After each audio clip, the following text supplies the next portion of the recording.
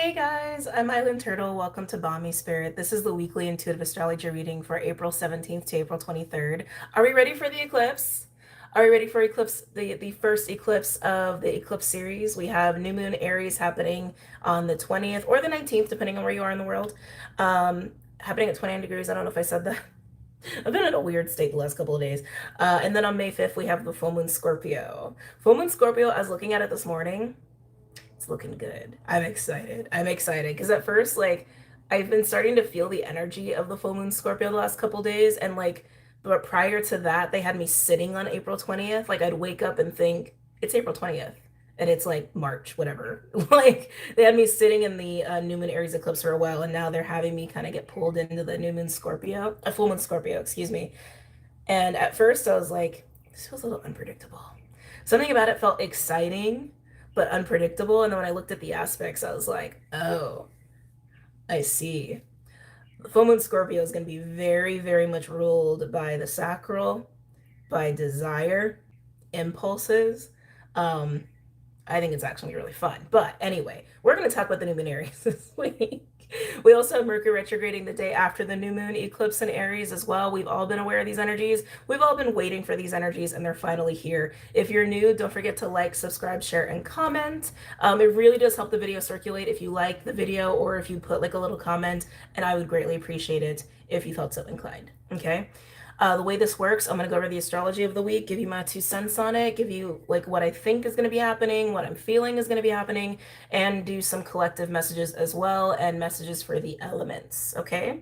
Also, a little disclaimer, I have been in a funky energy, and I think it's a number of things. I think it's mostly because I am moving and I'm like in these last like 2 weeks. And so there's been a lot that's been going on in dream time for me, and I've also been feeling myself like not here anymore because I am moving. And so my my energy's like I'm very much in this like I've been in this Saturn Pisces energy for a bit. Like ever since Saturn moved into Pisces, I've been more in this like astrally void, like I'm not really here, I'm like up in the ethers energy.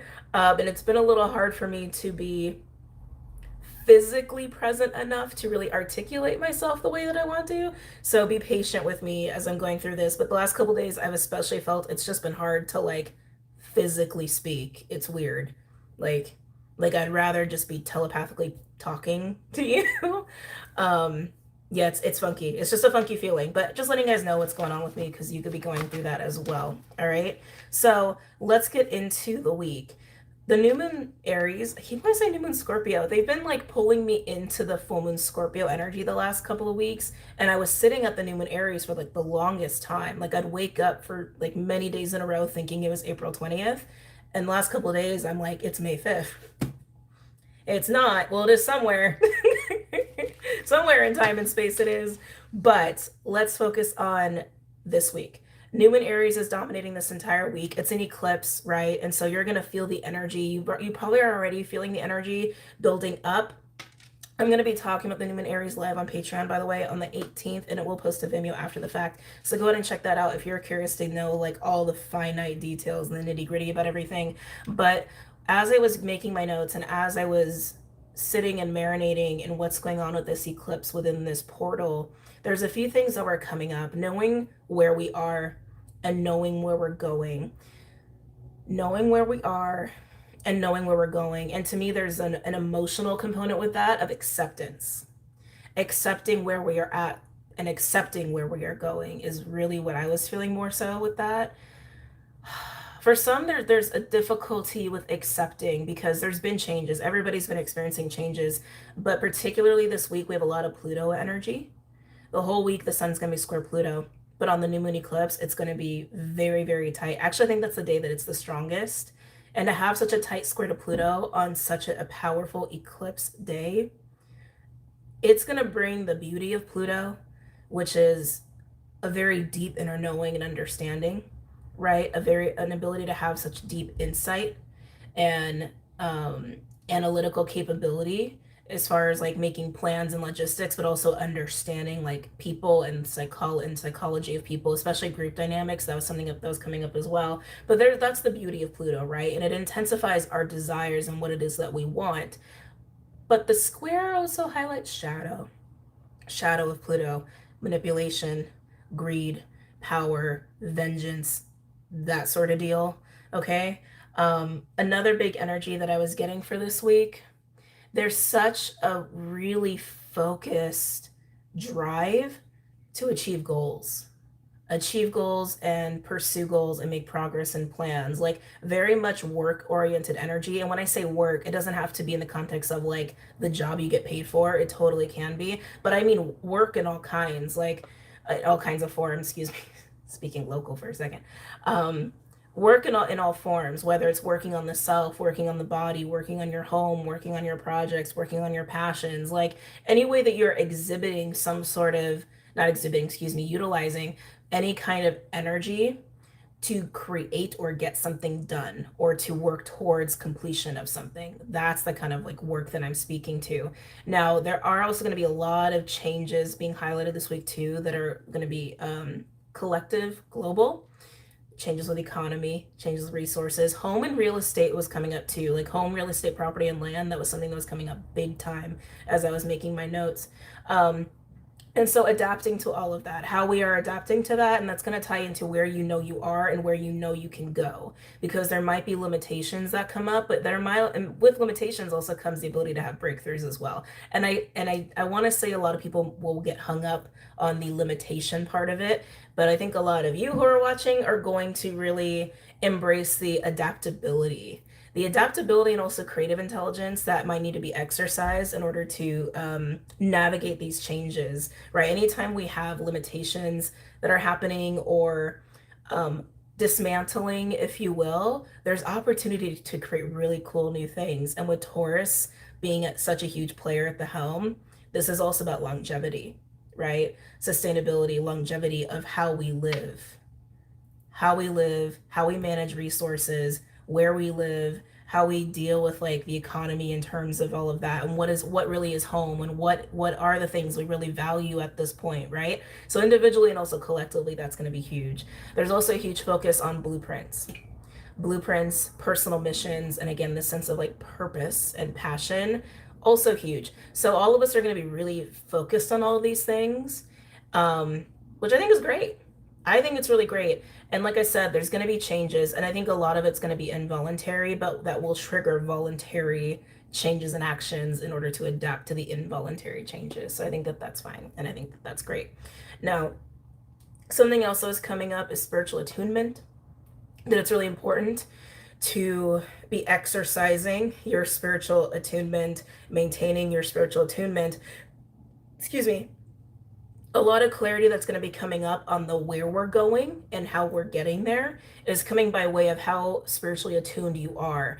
You know, your own psychic awareness, your own intuition is going to play a role into that. So just something to be mindful of. We may have a moment where we get a little confused on resources. We get a little, I wouldn't be surprised if there's more panic or like anxiety, fear mongering around resources that gets pumped into the collective conscious.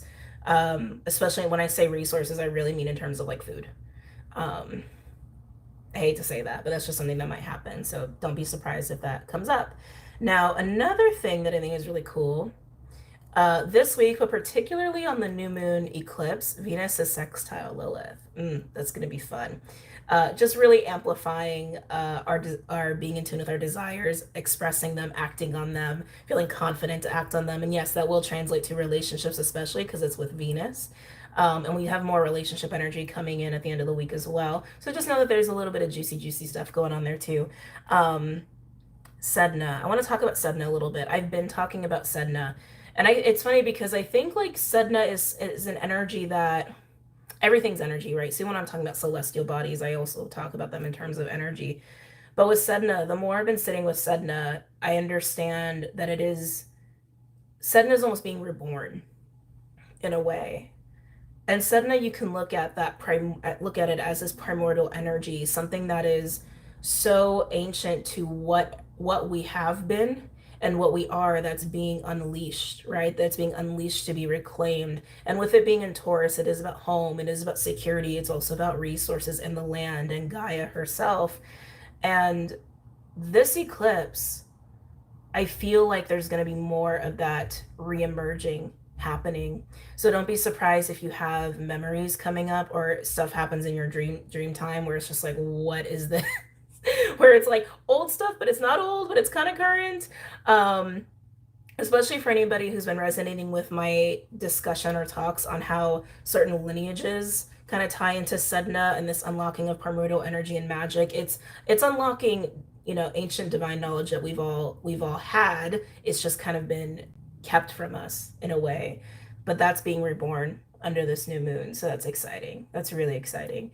So overall, I would say this week it's a week to get shit done. It's a week to be focused. It's a week to take time and space to understand where you are personally in this grand scheme of all the changes that are happening and where you're going personally in the grand scheme of all the changes that are happening and also what role you want to play in the collective. That was also something that was coming through too.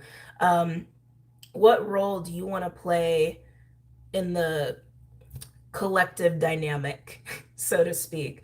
This not Pisces, excuse me, this Pluto Aquarius energy, and Pluto's going to retrograde in out of Capricorn and Aquarius for quite a bit, like I said, until November 2024, excuse me. November 2024, Pluto will be cemented in Aquarius for like 20 years or something like that. But right now, Pluto is touching Aquarius at 0 degrees. And that's something that was coming up too as I was sitting with that. The collective dynamic and the individual roles we're playing to be a whole, right? Oh, I just got dizzy saying that.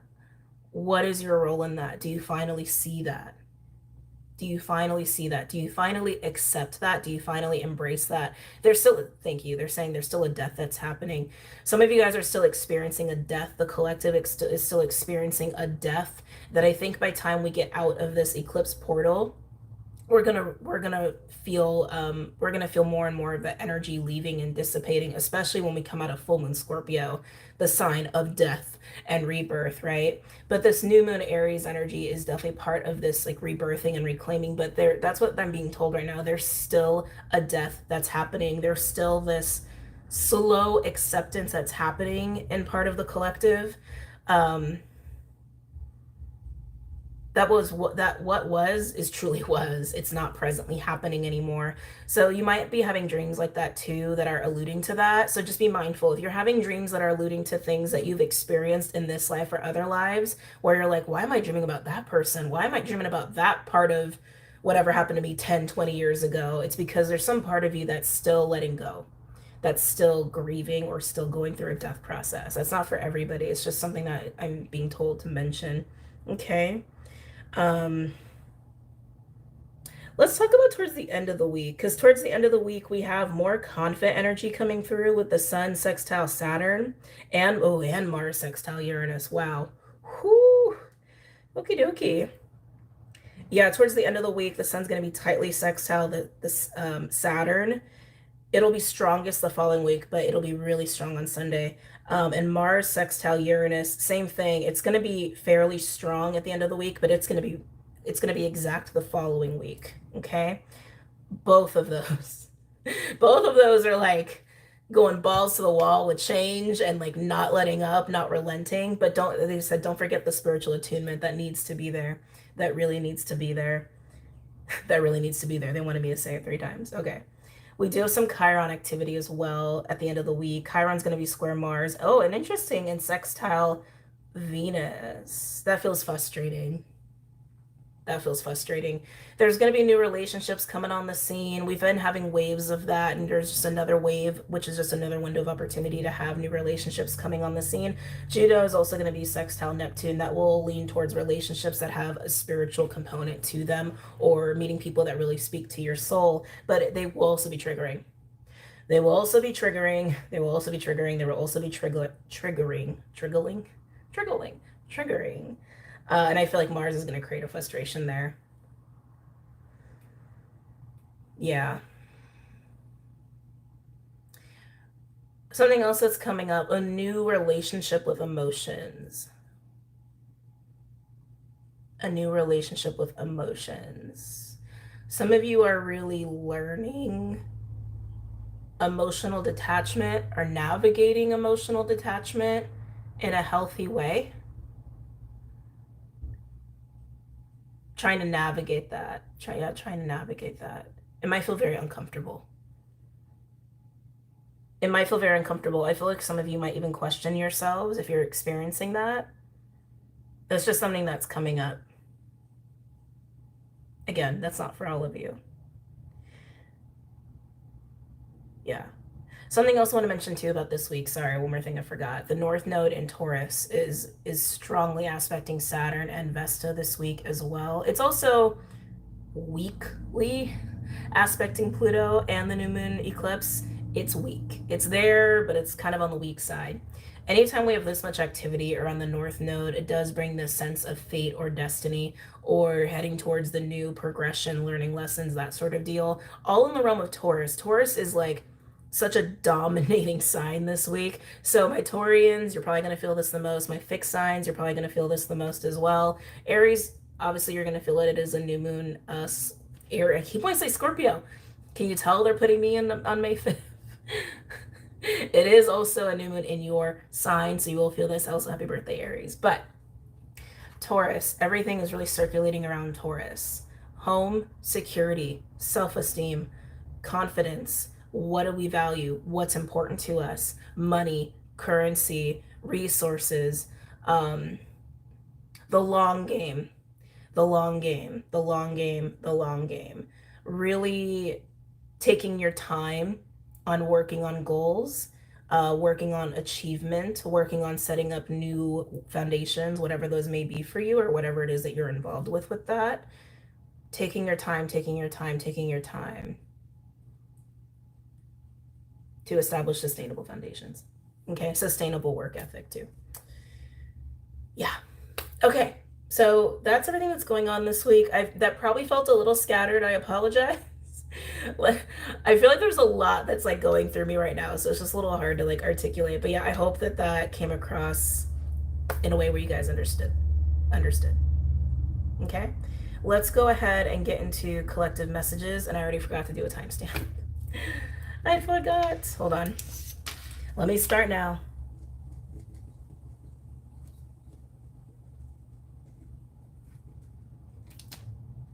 Okay.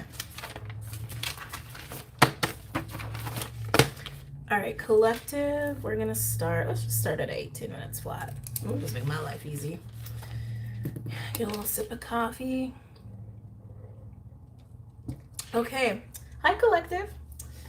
All right, so, ooh, am I gonna use this one? So there's a deck that I've been working with personally. The Metaphysical Cannabis Oracle deck. I've probably had this for a good like month or so.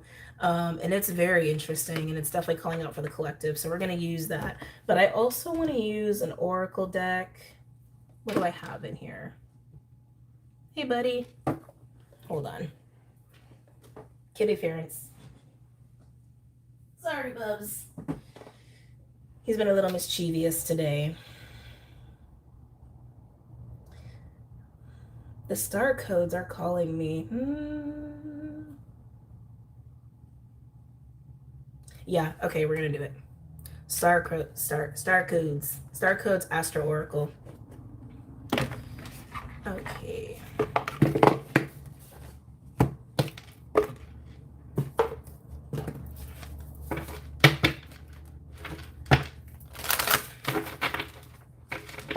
Butterflies. I'm getting butterflies really strongly.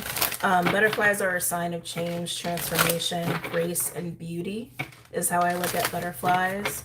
If that's a synchronicity, just, pay attention to that. If butterflies are coming to you in dreams, and as I say that, there's butterflies. If they're coming to you in dreams or out in nature a lot.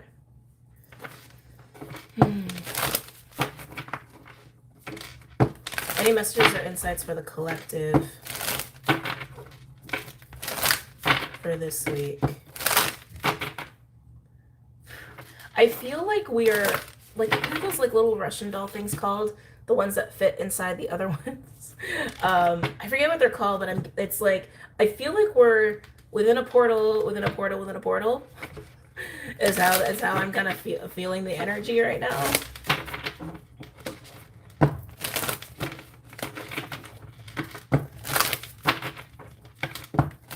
Any messages or insights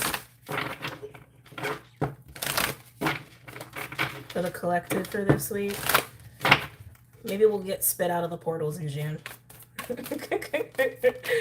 Oh, yeah, ever since like the gateway, like, right? Ever since like the portal for the gateway like opened back in March. I just heard February. Pretty sure it opened in March though. Yeah, it's like we went through, and I just feel like we've been going through like all these little mini portals, like big portal, other portal, other portal, other portal. Like that's kind of how I'm feeling right now. Gemini, cross pollinate. Oh, bees, pretty. All right, Venus is in Gemini right now. Gemini speaks of polarity. Why do we have Gemini right here? Why do we have Gemini right here? They're bringing my attention to Lilith Venus. That Lilith Venus energy. Leo working with Gemini. Expression. Expression, expression, expression. Expression, expression. There's a desire that I'm getting to that's coming up of working with people that normally you wouldn't work with. Meeting people that you normally wouldn't meet. Maybe even getting involved intimately with people you might not normally. Okay, this is kind of funky. Liking people you normally wouldn't like. Yeah, being drawn to people or circumstances you normally wouldn't. That was a little bit of what I was getting before too, right? Like finding yourself on a path or in circumstances that you never thought you would, or you just didn't think were for you, and suddenly you're finding yourself there, and it's like, oh shit, is this really where I belong? Right? Is this really who I'm supposed to be dealing with? There's a surprising element to that, but that's also kind of beautiful, right? Because if you like work with people who are very different from you, or you go and talk to somebody from a completely different like walk of life, you learn a lot. You learn a lot and they learn a lot, right? And there's a bridge that's built there, and the gap closes. Imagine if everybody in the collective were to do that, right? Meet people, sit down with people, or put themselves in an environment where it's just like completely foreign. It's not Mercury retrograde yet.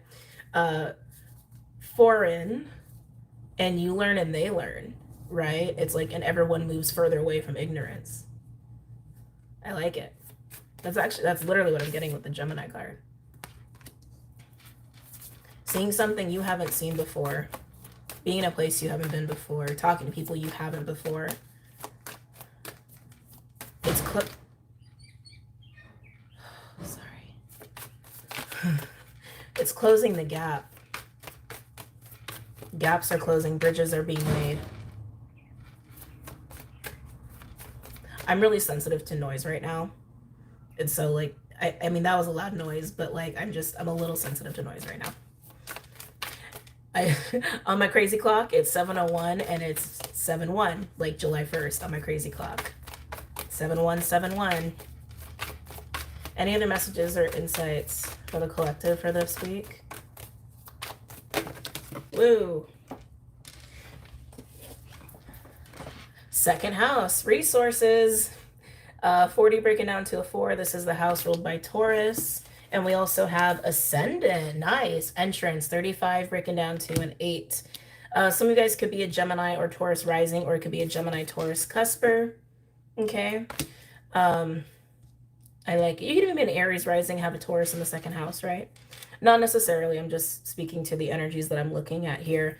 There's a sharing. Like I said, resources are going to be a huge theme this week. What your resources are, knowing what your resources are, what they can be in the future, collectively on a global scale. What resources do we have to work with? How is access to resources changing, and how can we utilize that?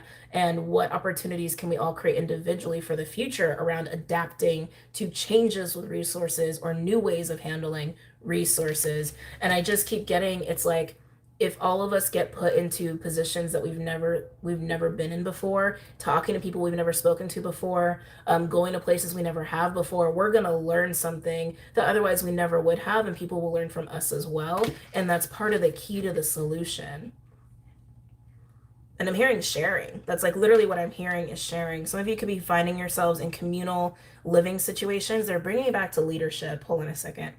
Because this was something I was getting with Pluto. Because okay, so the way that I work, well, I'm an intuitive. I'm also a seer. I'm a shaman as well. I'm a lot of things. I'm a lot of things. But lately, I've been connecting with celestial bodies, like as a consciousness, and so that's been interesting. And so connecting with Pluto, and again, like this is all tropic astrology, but the celestial bodies are the celestial bodies, and they just are the energy that they are. But tuning into Pluto for this week, there was something coming up as a temptation. And so this is where spiritual attunement is really important this week, okay? Where there's this temptation to lead people. There's a temptation to understand community group dynamics, psychology of groups, dynamics, communities and groups, excuse me. Words are hard for me today. Just read my mind. Make it easy. To the point where, like, yes, like we all want to step up and like help other people, but some might be tempted to step up and control people. Okay, there's a difference.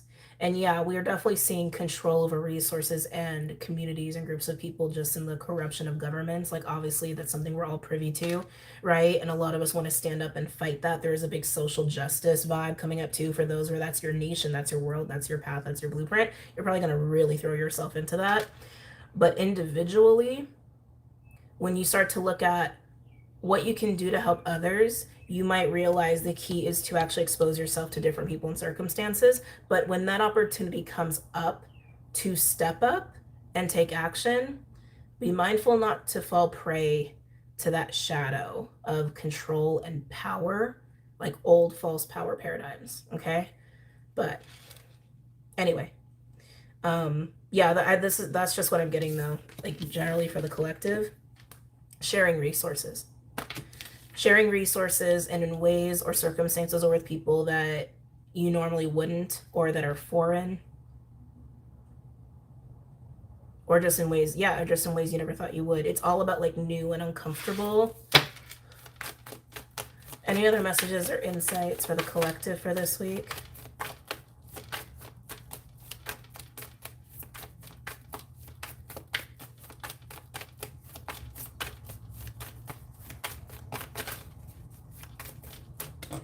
Let's see here. And then descendant. We have ascendant and descendant. Interesting. Invitation. Internal. I'm sorry. I love these cards came out and I just like want to hold them up like this. That's so cool. It's because it's two pieces to the puzzle, right? What was I saying? It's like, if you were to look at this as like you versus them, the foreign, the unknown, people who are not like you, people who have like those skills and understandings that you just weren't exposed to, and then you're that for them. What happens? Oh, you got a team. You have a complete team, right? You've got everything that you would need for success. Some of you are building teams, some of you guys are building communities and tribes, some of you guys are building businesses, but this is all about taking what you have and coming together to the table with people who have different things, different knowledge, different, maybe someone's bringing the money, someone's bringing the ideas. Like, you understand what I'm saying, right? And come to the table to form the whole. That's what the collective is. It's like we're all just different parts of the collective, and we're all different for a reason, but together we make the complete picture. You understand what I'm saying? We make the complete picture.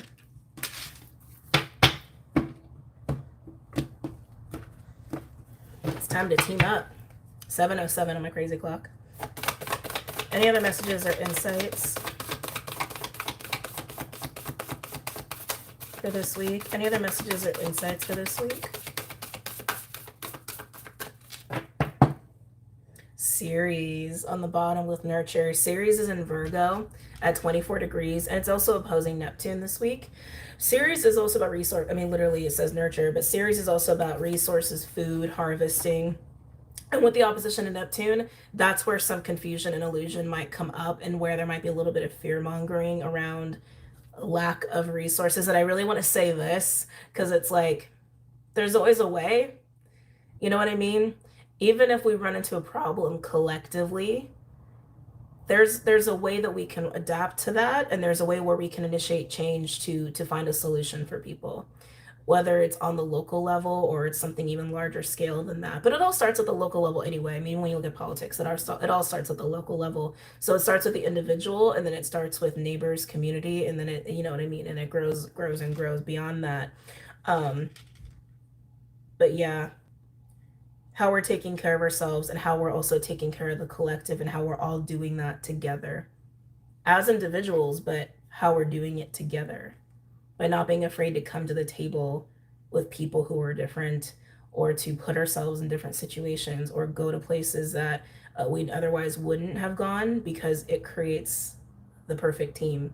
It creates the bigger picture. It bridges the gap. Where we're different, we are really the same.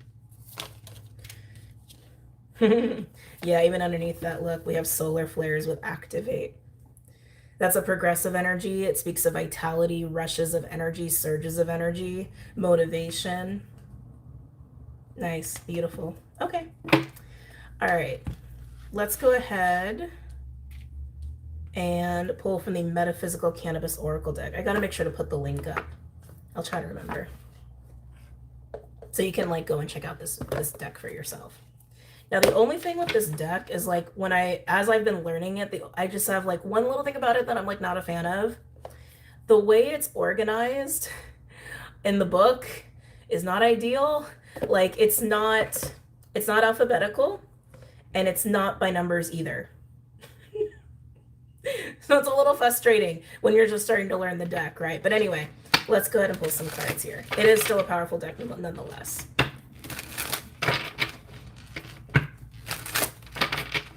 Clydester.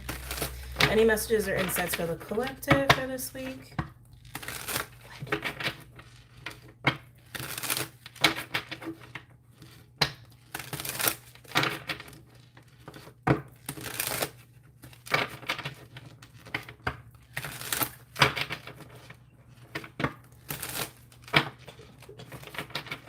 I would also check your 4th and 10th houses as well. The descendant and ascendant also speaks to that.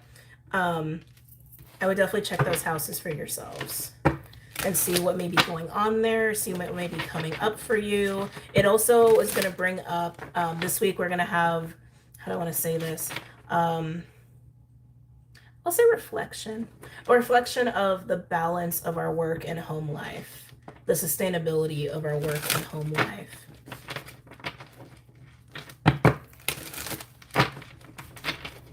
Any messages or insights for the collective for this week? Truth with it's a truth aura. Excuse me. Words are so hard. Truth, and then we have Yamaya with resurrection, rebirth, birthing energy, right? As some of us are still grieving or still going through a death process, we are in fact going through a major birthing process. And eclipses also speak to that. No hiding is what I'm hearing. No hiding.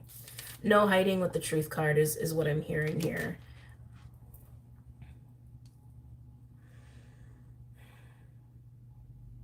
Not hiding yourself in the face of the foreign and the unknown and the different, right? And vice versa. Again, that's kind of the beauty of that energy. That's the beauty of the gift of being in places you haven't been, talking to people that you otherwise wouldn't have, finding the beauty in places and people you never otherwise would have before. There's also this energy too of really seeing beyond the vessel. And some people, I think, would attribute that to a gift. It's not just a gift. Everybody's capable of it, right? It's just a matter of if you let yourself, right? Do you let yourself see beyond the person's meat suit? Do you really look into someone's eyes and really look at their soul, or are you afraid to do that? And it's not an easy thing for all people, right? There's some people who really are uncomfortable with eye contact or looking at people in the eyes. And like, even just, this is just a little tangent. Even for myself, need to remind myself of that, because I need to do that when I'm talking to somebody, because I need to connect to who they are. Like, I'm very uncomfortable not doing that. I'm very uncomfortable just talking to a meat suit. Like, I've got a very hard time just functioning socially without doing that. And so I need to look in someone's eyes when I'm talking to them. And sometimes I forget people don't like that. And probably because they know she's looking at me. She's like really looking at me, and I don't want to be looked at. I don't really want to be seen, right? But this is about doing that. This is about doing that. This is about going there and looking beyond the meat suit, right? And allowing people to look beyond the meat suit for yourself as well.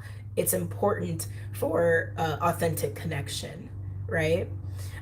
Anyway, but Yamaya with resurrection, I mean, it's literally what I was talking about, right? It's like, what can we do? What can we create when we collaborate and we bring all of our resources to the table and we really work together, right? As a collective, or even for the collective, right? Some of you might start to get really motivated in achieving, whether maybe it's just personal goals, maybe it's just personal goals, but goals that don't hurt the collective, but can support the collective.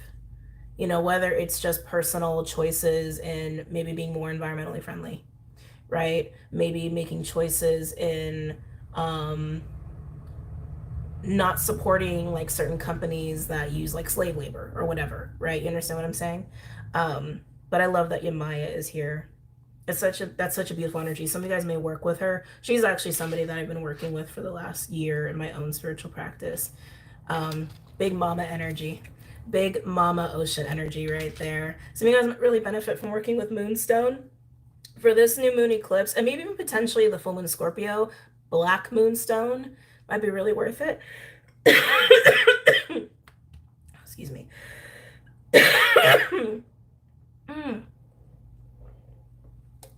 All right, let's continue. Some of you, your situation with money is going to change drastically, is what I'm hearing. Especially if you stay open and receptive. Again, I keep just getting pulled to people who are foreign, places that are foreign, or just people that are from different backgrounds or circumstances you normally would not be open to. Allowing yourself to be open to that. You might be very, very pleasantly surprised. And for some of you, it's going to really help you financially, actually. That to me feels more like work opportunities. Any other messages or insights? I also kind of look at Yamaya as Sedna a little bit in this spread. Yeah. That primordial energy that does feel very feminine in a way. Any messages or insights for the collective for this week? Yamaya is also a goddess that, how would I say this? Grants wishes? I guess that's how you'd say it. Grants wishes. I forget if it's like, I think it's around New Year's. It could be a different holiday that's practiced around her, where people like, you know, make their wishes and they like put them out to sea. And if they get taken away, they think of it as Yamaya's granting their wishes. But if they come back, then it's like, oh, wish not granted. But she's also looked at as a grantor of wishes, wish fulfillment, wishes coming true as well. But she's total mama energy. Total mama energy. And again, she's associated with the ocean as well. And birthing, childbirth, all that stuff. Motherhood. Any other messages or insights? You could also be birthing some new ideas, but I feel like it's really about collaboration. Coming to the table with 717 on my crazy clock. Coming to the table with people or within circumstances, again, that you normally would not, because it's actually making the whole picture complete.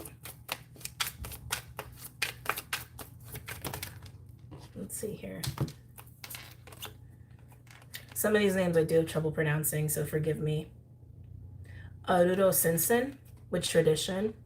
Oruro Sinsen with tradition. She's associated with the Hierophant in this deck, and Osupa with vision, associated with the moon, I believe. And then we have Oya with protection, Mama Oya.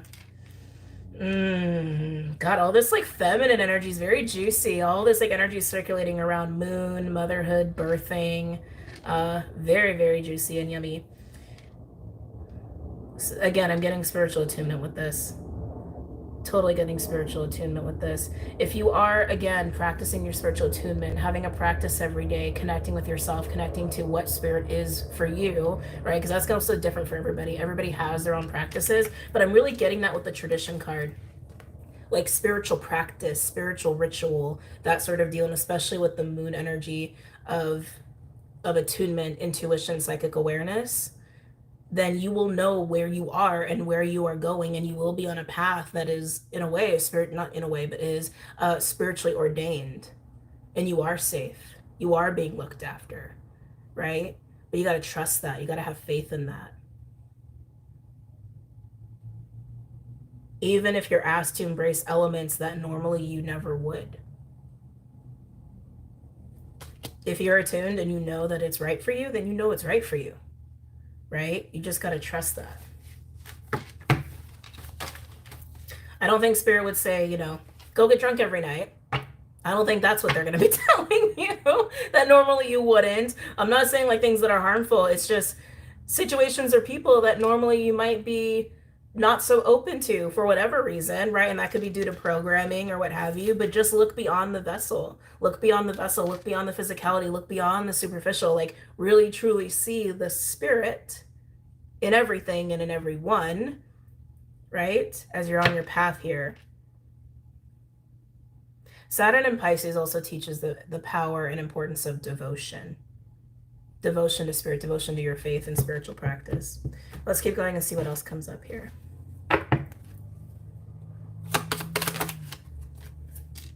Oshun. Oh my, oh, we got all the goddesses coming out here. Oshun with justice. Okay. I see you, Oshun. Gold. Gold. Who got gold recently? Somebody got that in the sign reading. Who was it? Was it Leo? It might be Leo, because that feels really right. I'm getting strong Leo vibes here. Lilith is in Leo, but Oshun, I do believe, is associated with the color gold. Yamaya is actually associated with silver. So we're really working with metals, precious metals this week, or just even looking into that as far as investments, probably not a bad idea. But actually wearing them, wearing gold, wearing silver, even copper. Copper is a great energy conductor. Might just be really good for your energy field this week. Okay, let's see what else wants to come out. Ooh, lots of cards coming out here. Ooh, okay. One of the cards that just came out gave me tingles. Almost said shingles. Gave me tingles. Okay. So after Ocean, we have Cloud Meditation. Look up with Intergalactic Mastery and Confirmation. That is all about etherical galactic energies, and we're going to get there. But we also have, this is associated with the Hanged Man. Oh, this is a hard one for me. Give me a minute. Give me a minute.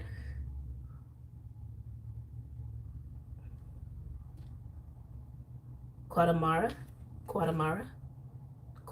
with Initiation. Coming out with Oshun.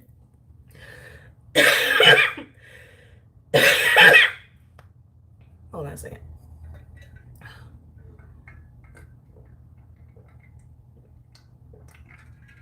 My asthma is still not totally right. So it's kind of like looking at the Justice card and the Hanged Man. Okay, and this was coming out on Truth here. There is an energy of waking up, opening the eyes is what I'm getting, like really seeing. And that's what I was getting with this too anyway, right? Like seeing past the superficial, seeing past the meat suit, seeing past the vessel. This is almost like waking up a little bit more to spirit. And maybe you've been awake, maybe you have been already attuned. This is waking up even deeper. This is going deeper with it. This week, because we have so much Pluto activity and Neptune and Pisces is also creating a lot of activity, and we got eclipse energies, there's definitely a deeper waking up or a deeper connection happening that is psychic, that is intuitive. And that's kind of what we're getting at here. If you've been stagnant or stuck or feeling like you've been missing pieces of your puzzle, that's because the missing pieces are in places that you haven't been open to, or in people or situations you haven't been open to. And Oshun is here saying, be open to that. Be open to what you haven't been open to, and you're going to get the full picture. You're going to get the complete puzzle. You're going to get the complete team, whatever it is, right? And then with cloud meditation and intergalactic mastery, some of you guys could really benefit from stargazing. Glazing, Jesus. Stargazing, even cloud gazing, or just spending time literally being grounded on the earth and just looking up at the sky and just kind of getting lost in that. But excuse me, these two cards coming out speak to not just being grounded, but being really connected to your star family, being really connected again to like spiritual attunement. Yeah. Some of you, this could even be a card of ascension or activation as well. So be mindful about that. But yeah, open your eyes. Open your eyes and be receptive to what you haven't been receptive to, and you're going to get a better understanding of where you really are and where you really can go, right? Because it also is a perceptional thing. I forget who says it like this, but like, you can only go as far as you're allowing yourself to see, right? Maybe there's 6 paths in front of you, but you're really only allowing yourself to see one, then there's only going to be one. There's really 6, you're just not letting yourself see it, right? That's all about your own perception and your own limitations that you're setting on yourself and your reality. That's based off your receptivity. If you're receptive to all, you're going to see all. If you're receptive to nothing, you're going to see nothing, right? So be open, be receptive, because what you haven't been receptive to, that's part of the keys, okay, of where you really can go. And I think also just what Spirit wants you to see for yourself. Overall, we have, the Emperor card, Sarki, with stability. Look at that Aries energy. Strength, confidence. I'm hearing mastery. I'm getting a strong Saturn energy with this now. So you guys could have Saturn, Aries, which means that you're not going through your Saturn return yet, but you will be. In a couple years, you will be. But yeah, I'm getting Saturn. I'm getting like discipline. I'm getting discipline, accountability, which is interesting. And then underneath that, we have unconditional love with blueprint. Remember, I said that's a theme and energy this week too, right? Do you understand what your blueprint is? Do you understand where you are with your blueprint and where you're going to go with your blueprint? Are you honoring your blueprint? Are you progressing in your blueprint? Are you owning your blueprint? That's what these two cards speak to. Okay. Wow. All right. So let's move on to the elements. Oh, goodness. Hold on. Let me get some of the cards ready because I'm packing, right? And so some of the cards I'm like, it's a long story. You don't really need to know my life. You don't need to know my life story. But I'm not going to be settled into my place for like a month, probably, because of things. So I'm going to be nomading for about a month. So I like have everything packed in a way where it's like what I can use now and what I can ship last minute / put in my suitcase. So like even all my cards I'm keeping in the boxes. Anyway, so starting with the Wild Unknown Spirit Animal deck. I love this deck. All right, who's going first? Earth, air, fire, or water?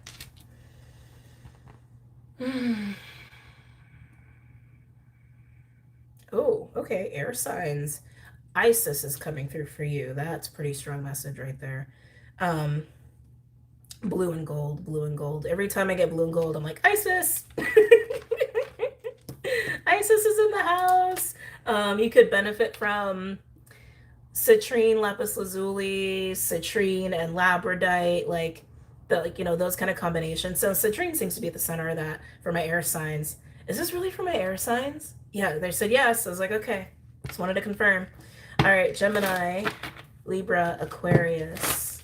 Gemini, Libra, Aquarius. Ooh, Gemini, Libra, Aquarius. I'm getting excited. Your solars are like, it's like, ooh, it's a lot of confidence right there. You're taking your throne, is what that feels like. Air signs are taking their throne. Uh, Not in a way that's cocky either, just a way that's powerful. Powerful, charismatic, attractive. It's like, it's so captivating. You're very captivating this week. Air signs, Gemini, Libra, Aquarius. Are you crowning yourself? Someone crowning you? Gemini, Libra, Aquarius. Yeah, there's a real owning your power, owning yourself, and you're contained. That's what I like about it. Like your energy feels very contained. Like you're not reliant on the external at all for your source of power. And again, power is going to be a theme this whole week because of Pluto. But you're emerging here, air signs. I just heard Pisces, so you guys could have Pisces placements, so this could pertain to Pisces as well.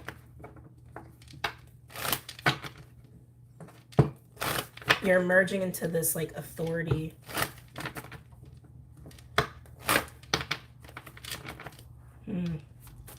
Any messages or insights for my air signs? I just keep getting blue and gold, blue and gold, blue and gold, blue and gold.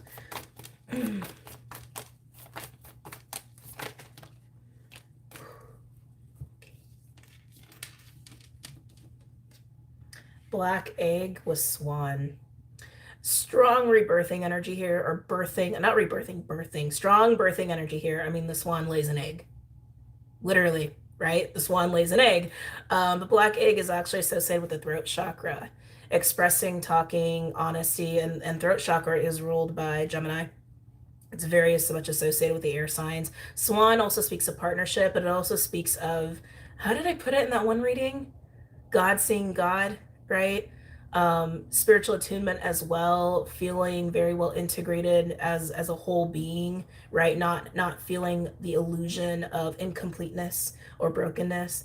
I just can't get away from this like claiming your throne energy or emerging on your throne. I can't move away from that energy at all. But I like this feeling of spiritual attunement with my air signs. It feels like you're very well connected and contained. I keep wanting to say the word contained channel of truth. Some of you guys might realize that you are a channel of God, basically. Oh, excuse me. I love it though. You're just really in your energy. You're just really in your power. And there's a lot, if you are speaking or you are talking, you're very, very captivating this week. And there's just such a strong truth behind everything that you're saying. Some of you could be exchanging words with another person. And if that's the case, it's a very powerful conversation between equals is what I want to say. Between equals, if you let yourself see that. If you let yourself see that. I'm getting strong Gemini energy. If you let yourself see that, because it might be with somebody whose vessel or life experience might be very different from yours, but they're your equal. They're you, and you're seeing that.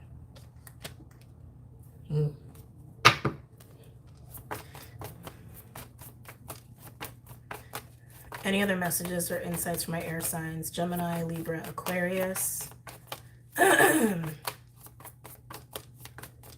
And don't forget, Mercury starts retrograding this week, okay? Don't forget. Just a reminder. Ooh, the butterfly. Butterfly, transformation, beauty, and grace. Getting strong beauty energy off the butterfly. Also associated with air, which is your element. I feel strong, Venus. I feel strong Venus energy off of this. Strong Gemini. Gemini, you're dominating the air energy. The air energy reading. You're dominating the air reading. I'm also getting downloads too. There's all this like theme with my air signs this week of being a channel. Like being a channel, being somebody who can like allow spirit to speak through you, allow God to speak through you.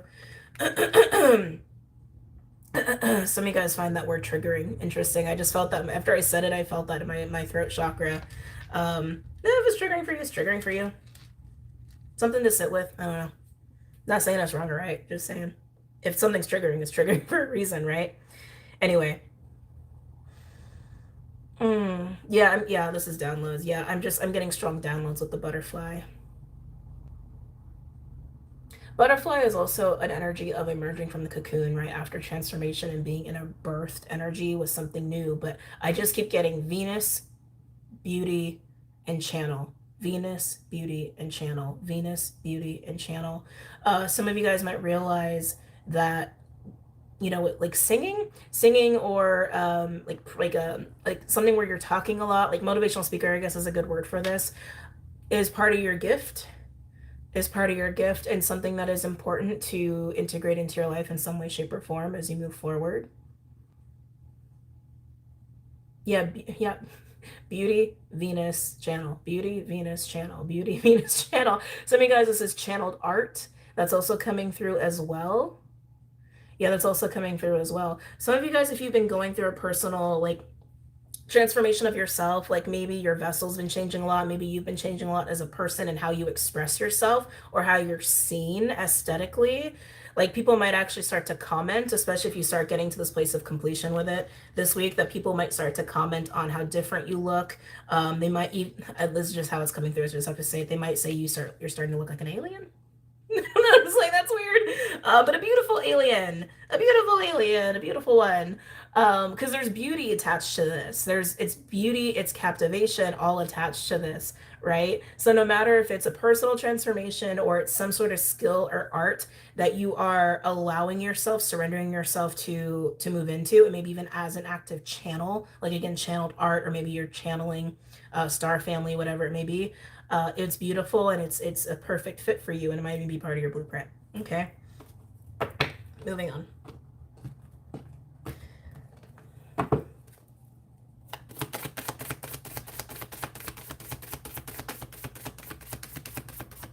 Some of you are finally no longer rejecting a piece of yourself. I channeled that for one of the signs recently. I forget which one. I think it was a water sign. No longer rejecting a piece of yourself or a piece of who you've been or a piece of your magic, and claiming that is exactly what you've needed to move into this beautiful energy here. Overall, we have Bat. That's a transitional energy, transformative energy, coming from the dark to the light. It reminds me of the birth canal, actually. And then we have Eagle. Ooh, nice. Eagle is also the start of new cycles. A lot of air cards are coming out for my air signs, which I love when I see that. Excuse me. It tells me that you're really in your own element. Yeah, I keep getting this like birth canal energy, like literally feeling like I'm in a birth canal, coming out and being born anew with that butterfly. Yamai is also about resurrection here, but eagle is also about divine insight as well, divine knowledge. Birds are typically divine messengers, but this feels like the start of a new cycle for a lot of you, and practice, and a new practice, a new practice, a new practice. Again, I feel like more that's a spiritual practice. It could literally just be like a new hobby that you're also practicing, but it's all around whatever it is that you are getting excited and focused on and driven to do and invest and put time into long term. So that, again, that could be a spiritual practice, or that could be a goal of yours around your own sense of security or how you utilize resources, work with resources. That could even be how you work with food. Maybe you got a garden, or maybe that could be how you work with your money. Maybe you like to give financial advice, or maybe you like to invest. You understand what I'm saying? But there's a devotion there that I'm really liking with whatever cycle you're moving into. You're being more devoted to your goals and your tasks and your path and your purpose and your blueprint. Kind of what I was channeling for the collective. But this black egg and swan energy, I can't get away from. I really love this energy. I really feel that exchange between equals, but really captivating in how you're speaking. Some of you guys went through some throat chakra upgrades recently as well. Let's go and pull some tarot cards for my air signs. Which one am I going to do? We're going to let the mini Rider wait. We'll do that one.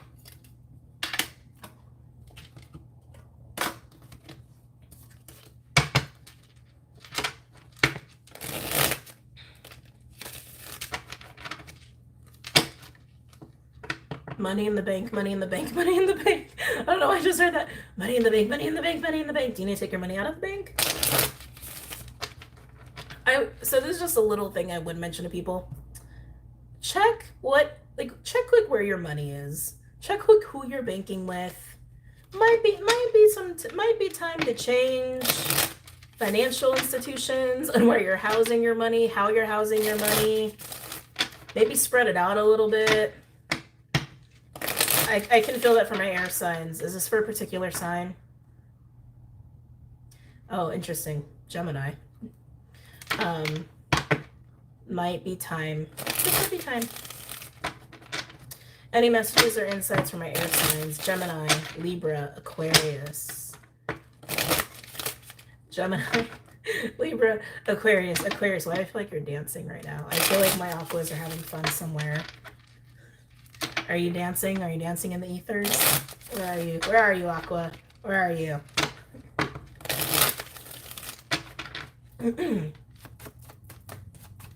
Any messages or insights for my air signs? Gemini, Libra, Aquarius. Let's see. Ooh, Ace of Wands in reverse with the 9 of Cups.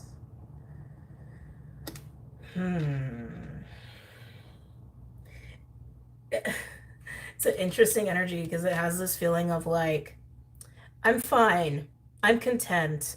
I don't need to be open to that. I don't need to be receptive to that. It almost has a bit of a feeling of complacency, but also a little bit of arrogance too. It's kind of a funky energy. But yeah, that's literally what I'm feeling. This is that like not really being super receptive that I was talking about before.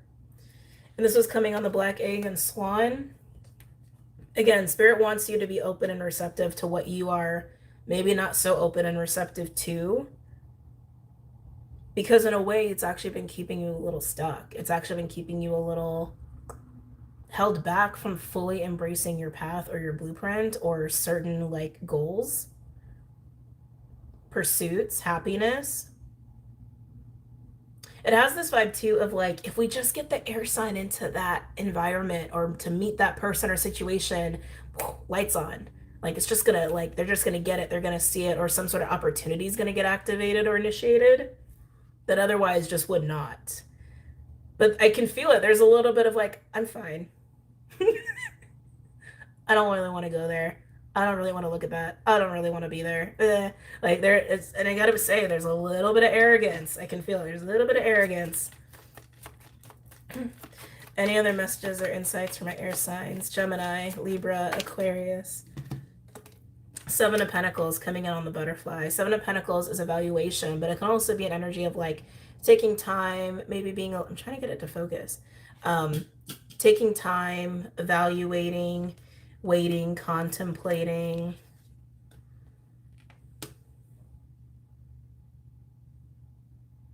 Yeah, it's interesting because I feel this almost like, I don't want to say this. Hypocrisy? That's not the right word, but it's like I feel a bit of this like claiming to be fine, claiming to be content, but really are you? If you're at the 7 of Pentacles, that kind of indicates that you might not be so content, that you kind of want something a little different, or you kind of want more for yourself, or maybe you've been on a certain path and you're trying to figure out how to get to completion, whether it's at work or a goal or whatever it is. Because the 7, you're trying to figure out how to get to the 8 to get to the 10. Like, what can I do to get myself to the 10? Like, that's the 7, right? Which tells me that there's a little bit of unsatisfied energy there. But here you're like, no, I'm fine. And this could just be like the energy you're giving off to another person. And maybe you really do think in your mind that you're content, but this tells me you're not. This tells me you're not so much. So which is it? Are you ready to admit? Is that what it is, air sign? Are you ready to admit that maybe you're not so content? Are you ready to admit that maybe you do want a change?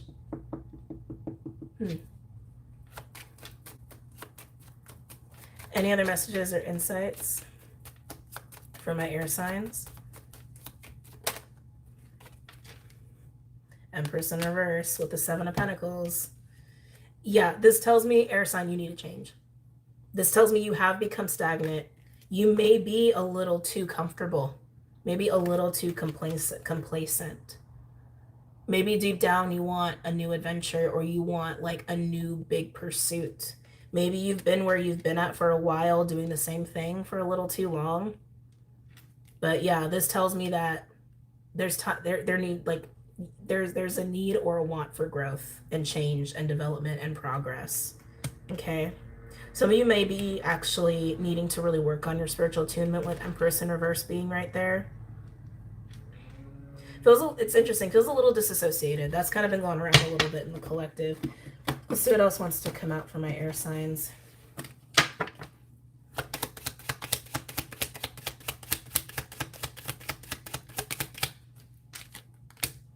Ooh, okay. Nine of Wands in reverse just came out. That's a surrender. Surrender. And a reorganizing of your physical energy. Thank you. Reprioritizing how you spend your time. Yeah. Thank you. Yeah.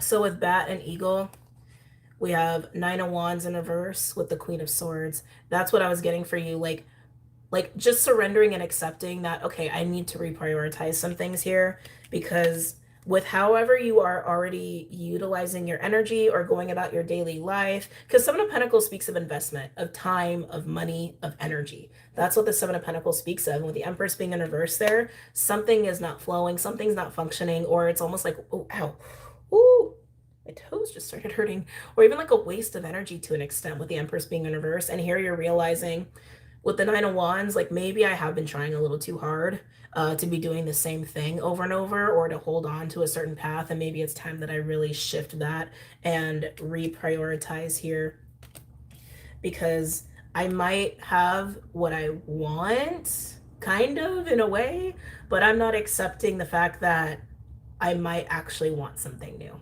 I might actually want something different, or I might actually need something different. And Queen of Swords with the Nine of Wands in reverse, you're getting that. You're finally realizing that. So you guys with the Queen of Swords, it could be by way of downloads or a conversation, but I feel like you're just receiving the understanding and the truth there. Okay. On the bottom, Queen of Cups in reverse. Oh my. Ooh, Ten of Swords in reverse. Yikes. And the Knight of Cups in reverse with the Queen of Pentacles.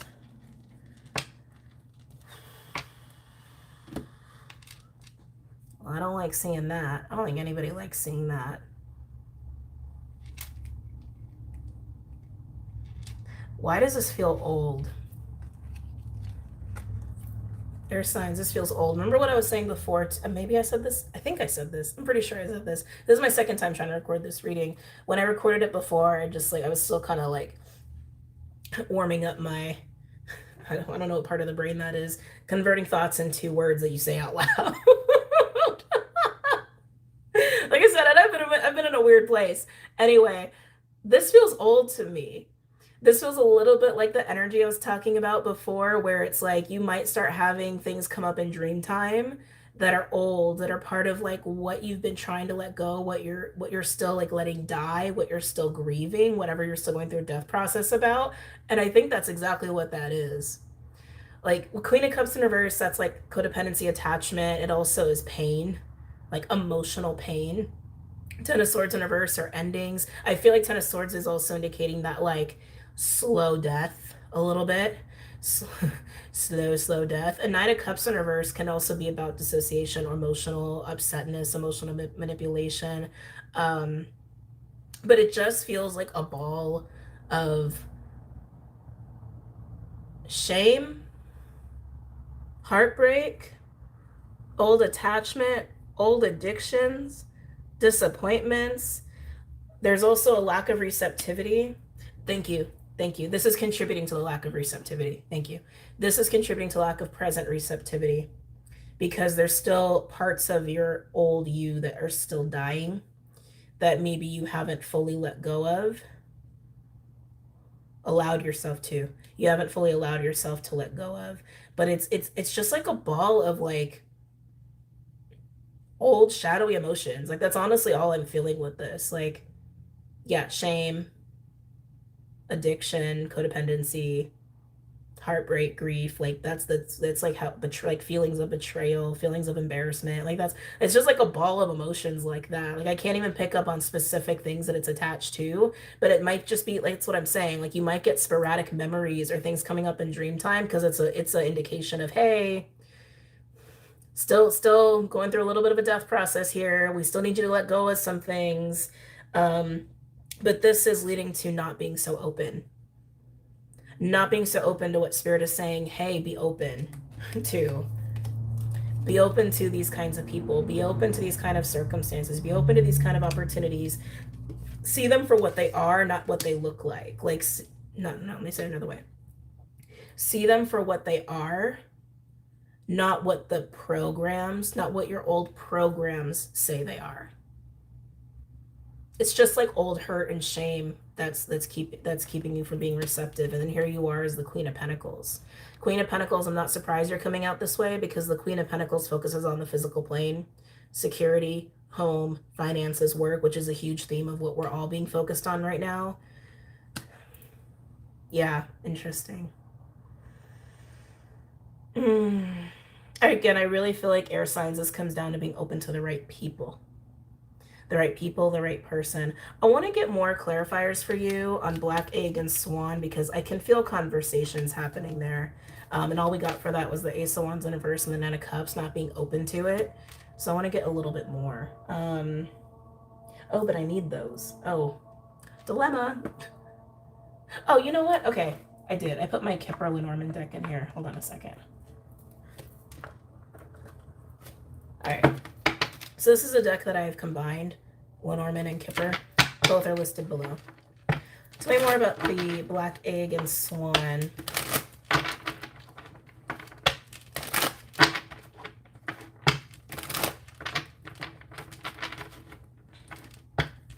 Tell me about Black Egg and Swan.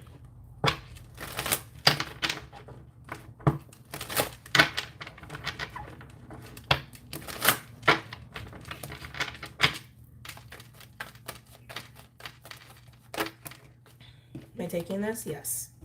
Oh, wealthy man and poverty. Oh boy. Poverty actually speaks. There's another card in this deck. It's a sister card. That's toil and labor. One's actually associated with like masculine-minded scarcity, and one's associated with like female-minded scarcity and like stress and like overworking and all of that. So here we have a lot of masculine energy. Wealth and poverty, it's like literally the juxtaposition of each other. There's quite a few things coming through here. Some of you guys do have some programs around class, socioeconomic stuff, as far as like who to talk to, who to like engage with, who to allow into your life, into your inner circle. Some of you might hold on to the material plane because of these programs, because of fear of poverty. That's also part of it. Some of you guys have been working too hard almost to attain a sense of abundance, but that's also why you need to realize, okay, there's a reason it's not working, because you might be functioning from a place of scarcity and a place of lack that's also tied into what is still dying for yourself, okay?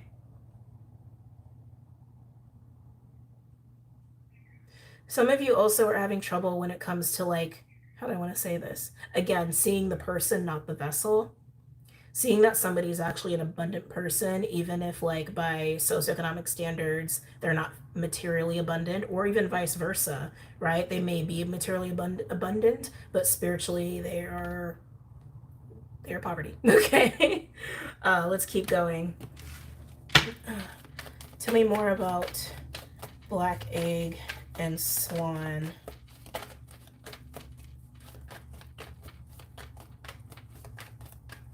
Some of you may be presented with an opportunity that would require you to sacrifice. And that's bringing, for some of you guys, it's bringing up that polarity of wealth and poverty. Oh, we got the woman with the Ace of Swords. Okay. God, I'm feeling all this like strong resistance all of a sudden with that female card. Yeah, with official person. Official person, sometimes I look at as the Emperor card. It literally speaks to like somebody who holds a specific position or title. That could be like husband, wife. That could be judge, doctor, right? It also is a card of confirmation of inevitability. I feel like you're looking at a person or people, and there's a lot of judgment that's going on here. Some of you guys, this has just been part of who you have been, and needing to realize you need to put the judgment away, that you're not the judge. You're not judge, jury, and executioner. Um, some of you guys are also looking at a person. This is interesting too. And again, what I was saying before, like not getting caught up on the meat suit, but seeing the person behind the meat suit. I hate to say this, but I just have to be honest. It's like you're coming into this version of yourself, especially if you like let all this other shit go and die. You're coming to this version of yourself where you have the opportunity to allow yourself to deal with people or a certain person that maybe you would have really judged harshly in the past, or you would have actually felt embarrassed by. And that's coming up for you to recognize and to let that go. Because it's about who the person is. It's not about what they look like, right? It's not about where they come from. It's about who they are and what they are willing to bring to a relationship, whether it's a friendship, a working relationship, a family relationship, a romantic relationship, right? Like that's what it's about. And then what you're also bringing to the table too, as far as those in those terms as well.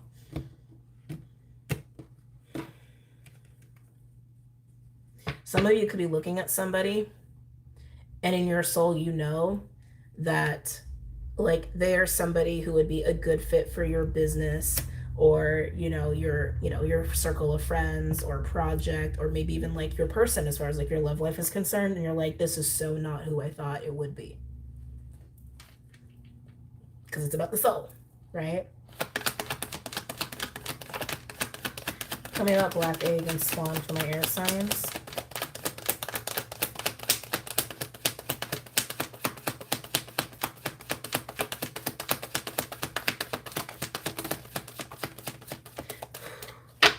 Let's see what we have here. Oh, okay, that's interesting. Whoa, that's interesting. All right, so we have pathway with the whip, with the Knight of Wands, and then we have journey. There's a couple different ways this is coming through. Excitement is one. The whip is like charged emotions, which can be like excitement and arousal, or it could be anger and irritation, right? And we literally have the pathway card, which is path, a road that leads to somewhere. But this actually is a timeline on it. This is a timeline card of up to 2 years. So this could be highlighting something that the path you've been on for the last 2 years, or a path that you could be excited by entering that will last for a couple years. And then journey is how it sounds. It's traveling, it's pursuing. It also speaks to the ending of something, right? So as these people are presented to you, or this person is presented to you, and you're like, I never thought I'd work with this kind of person, or I never thought I would get in a relationship with this kind of person, whoever these kind of people or persons are, it's highlighting these very charged emotions, or even triggering you, like, and making you reflect on who you have been, where you've come from, the path that you've walked, and where you're going. And for some of you, it's getting you very excited about what's ahead, and some of you, it's triggering you to the point where you're kind of like irritated, because spirit's like, hey, be open to this, and you're like, nah. And some of you are like, oh, dang, I see it. I see it.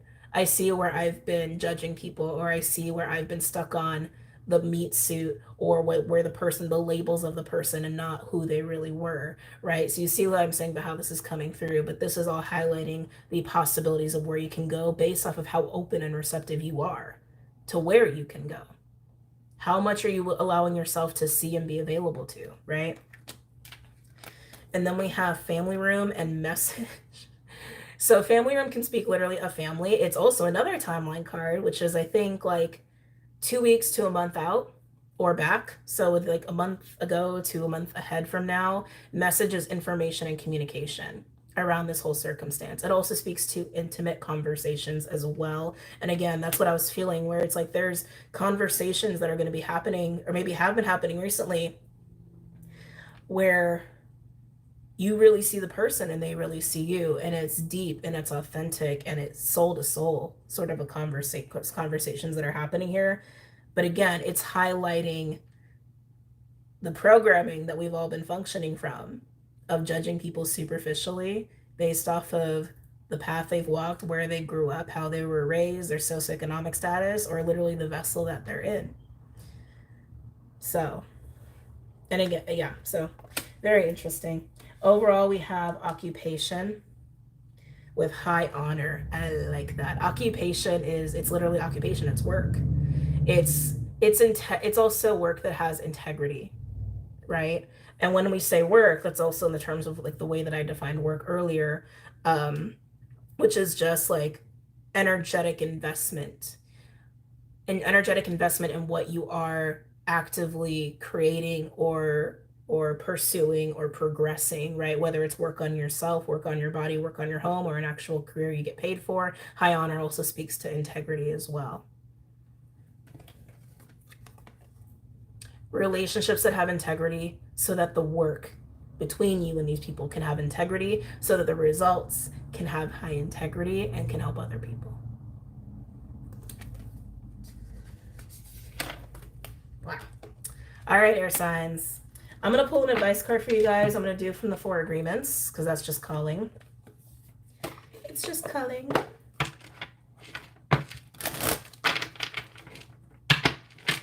Any advice for my air signs, Gemini, Libra, Aquarius, pertaining to this spread? Gemini, Libra, Aquarius. Ah! Let's see.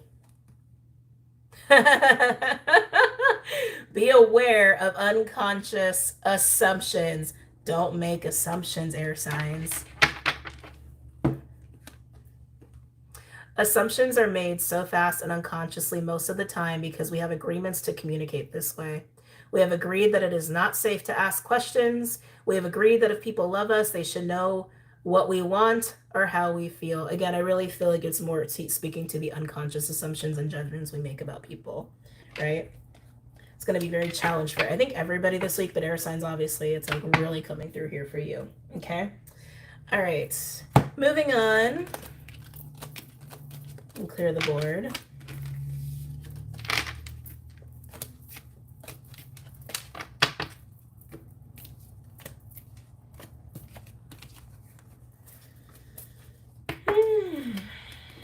Okie dokie. All right, who's up next? Earth, water, or fire? I'm getting a weird Aladdin reference. Who is this for?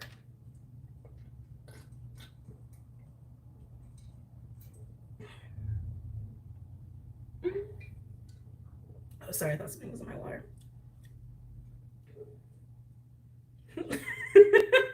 I literally thought it was like a leaf or something because the water that I'm drinking is my detox water.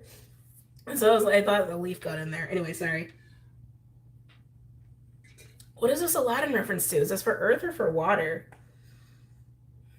It's for water signs. Ooh, okay. Water signs, you have homework. Watch Aladdin. Okay. The animated version. I feel like somebody just asked me the live action or animated. The animated version. That's what I saw. They showed me the lamp. They showed me Genie's lamp. What's going on for my where are my cards? Okay, there we go. Sorry guys. Cancer, Pisces, Scorpio. Cancer, Pisces, Scorpio. Are you getting a wish granted? If you find a genie, please call me. I want to see a djinn. I want to see one in person. That honestly, this is like, that's the feeling I'm getting. A wish is being granted. A wish fulfillment is happening. For my water signs, it can happen. Do you believe it can happen? Do you believe it can happen? Do you believe it can happen by being open and receptive and making your own luck? Do you think you can co-create your wish fulfillment? You totally can. You gotta believe that, right? You gotta believe that. It's funny because like the scene of looking past the meat suit, right? The meat suit. That also came as part of the Aladdin story, right? Because I hate that word street rat, but you know, he's a street rat masquerading as royalty, and Jasmine could see through that bullshit. Right? She really could in the beginning, and then he like, you know, used magic to try and still like convince her otherwise, but in the end she still saw who he was. So that's interesting that that's coming up for you too, water signs. But wish fulfillment. Wish fulfillment, making your own luck based off your belief. It seems to be a bigger theme for my water signs. Cancer, Pisces, Scorpio. Cancer, Pisces, Scorpio. Some of you guys are really having a battle here. Hold on a second. I'm getting 5 of Wands energy all of a sudden. I feel like you're fighting yourself. I hate to say that, but it's just what I'm getting. I feel like my water signs have been struggling fighting themselves. I feel like old voices, like old narratives, old things that maybe you thought about yourself have been kind of creeping back up again. Some of you guys, this might be in the form of like attachments. It's weird. It feels like really strong, and it's like, because we're all in new energy. We all have this opportunity to move into like these new paths, new cycles, new lives, etc. That's always available to us. But astrologically and just collectively, like it's really, really here with all the, excuse you, with all these eclipses. Sorry, Clydester, trying to make space for himself by pushing me off the table. Anyway, it feels like you're battling those voices. Like you're struggling to really believe. Yeah, like you're struggling to really believe. I hate to say that, that you're not a straight rat, that you really can be like royalty. I hate to say that, but just using the analogy of Aladdin, right? Yeah, some of you guys are really struggling with the belief there. Some of you guys could benefit from doing work with your solar plexus there, because that's all self-esteem, right? Self-esteem, confidence, self-worth. These eclipses will also help you with that as well. Okay. And maybe watch Aladdin. Might be activating for you. Any messages or insights for my water signs? Cancer, Pisces, Scorpio.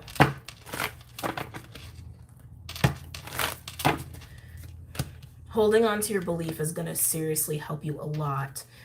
Even working with affirmations, like saying affirmations every day, writing them every day, could also really help you a lot. That I almost want to say that might be really good, like practice for you to have as a spiritual practice.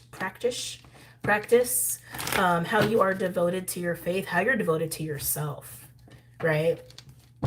By making sure you spend every day at least initiating thoughts that are in that realm about yourself of I am worthy, or I am, I don't know, insert whatever it is that you want to be here, right? I am the best version of myself.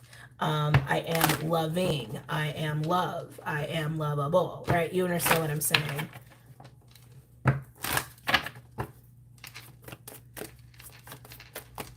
Any other messages or insights for my water signs? Cancer, Pisces, Scorpio. You might be having a lot of dreams too. Yeah, there's that 5 of Wands energy. Fire ant with earthworm. Fire ant is like uncomfortable energy. It comes from tension and friction and like a building energy. So a lot of times it comes out as anger or conflict. But I feel 5 of Wands here, and then earthworm is like 0 point. Earthworm is a whole new situation or environment or relationship or version of you or circumstance that's really uncomfortable. It's the earthworm. It's the 0 point, right? You're kind of fighting. You're fighting it. You're fighting it. And that's the thing too. It's like I feel like this might be really affecting my Scorpios and my Cancers more so than my Pisceans, but that's the thing. It's like as the old is still dying, and again, that's what they're telling me. It's like some people are really struggling to let go. There's a comfortability in what has been our normal. And when that's not there, we get anxious. That's just human nature. That's just how humans are built. When the thing or the narrative or the program or the relationship that's always been there is suddenly gone, it's like, what now? It's like it creates that tension and anxiety, and it's like I feel like that's what this is. The part of you that is like holding on to that old way of being or the familiar, whether it's an addiction or the thought. I really feel like it's thoughts. I feel so much mental energy, like almost like a 8 of Swords, 9 of Swords meets 5 of Wands a little bit, just like an internal battle between you and you of how you've looked at yourself, thought about yourself versus who you really are and where you're going. Know where you are and where you're going. And for you water signs, I feel like it's accept who you are now and where you're going, because who you've been, it's that way. It's behind you. It's like you're not that version anymore. So let it go. You're giving me a headache. Water signs, you're giving me a headache. Let it go. Let it go and stop fighting this new. Stop fighting this new past. Stop fighting this new version of yourself. Stop fighting this new circumstance. It's here. It's where you're at. Accept it. I'm getting angry all of a sudden. Sorry, I don't mean to yell at you. I am. I'm getting irritated. I'm getting irritated and I'm getting angry. Any messages or insights for my water signs? Cancer, Pisces, Scorpio. Some of you guys, this might not even be your own internal battle. It could be maybe you are in that earthworm energy and you're like, all right, I'm just going to do the new. I'm in the new. This is who I am now. 8:08 on my crazy clock.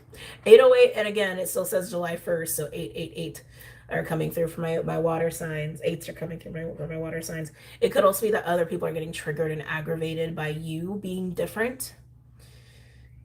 That could also be the case. And, you know, water signs, you are water, you are naturally intuitive and empathic. You could easily absorb that. But I think most of you, this is your own internal battle.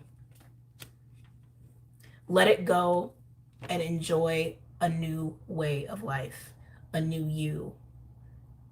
Give yourself permission to do that. Yeah, that's what they want to say. Give yourself permission to do that. Because, like, whatever this old is, it feels a little bit like beating up the self. Like a not deserving or something, or just, it just couldn't be, like, or that lack of belief that was kind of coming through with the whole, like, you know, Aladdin thing. Anyway, I'm moving on. Any other messages or insights from my water signs? Cancer, Pisces, Scorpio. Look what's ahead of you. Snake. This specific snake card speaks of awakening or tapping into untapped energy and potential. The untapped you is saying, we're here, tap into me.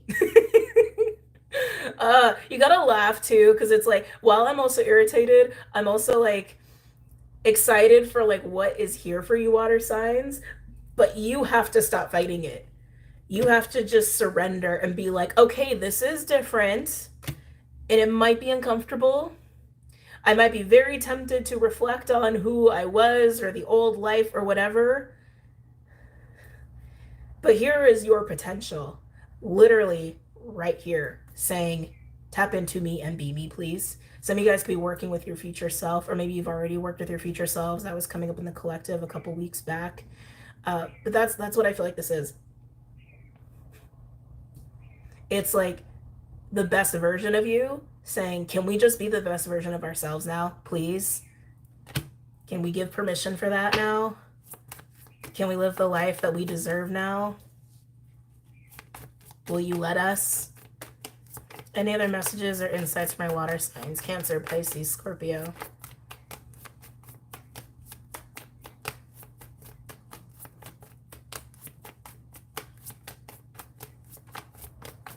Yeah, I watch Aladdin. As Aladdin keeps coming up. Watch Aladdin.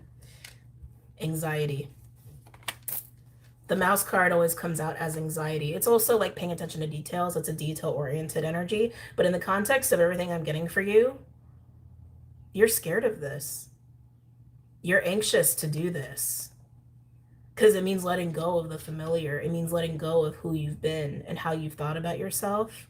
And if you move into this, it could be more responsibility. It could mean letting people in, maybe letting people get closer, maybe more vulnerability, happiness, getting everything that you wanted. Maybe you're afraid of losing things that you wanted, and so never having them, you never have to worry about losing them. Something as that could be it.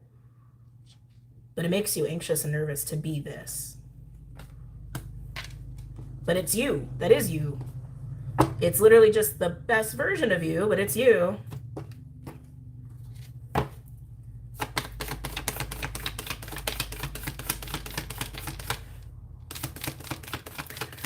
I feel like a song from Aladdin's coming through, but I don't know if it's like coming. It's like, so for those guys who like channel, right, or you get messages, it's like attuning the frequency, right? So it's like, it's kind of coming through, but it's kind of hard to hear. I think there's a line like something street rat, I don't buy that. That's something that's coming through really strongly. I don't buy it. Yeah, I don't. Anyway, any messages or insights for my water signs? Cancer, Pisces, Scorpio. Overall, we have Turtle. I like that Turtle's here. When Turtle comes out, Turtle's ancestral energy, it's grandmother energy, but it's also about being grounded and moving at a cautious pace, going with the flow, but again, being very grounded in it. Ooh, with Zebra, being your complete self and just like letting that freak flag fly. Feeling safe in that is what I'm hearing. So you know that this is you. You know that you can embody this. It's just giving you some anxiety. It's making you anxious. It's triggering. It's causing this internal conflict and fight, making you want to hold on to the familiar. But you're working up to being the Zebra. You're working up to not just tapping into this, but being proud and expressing it.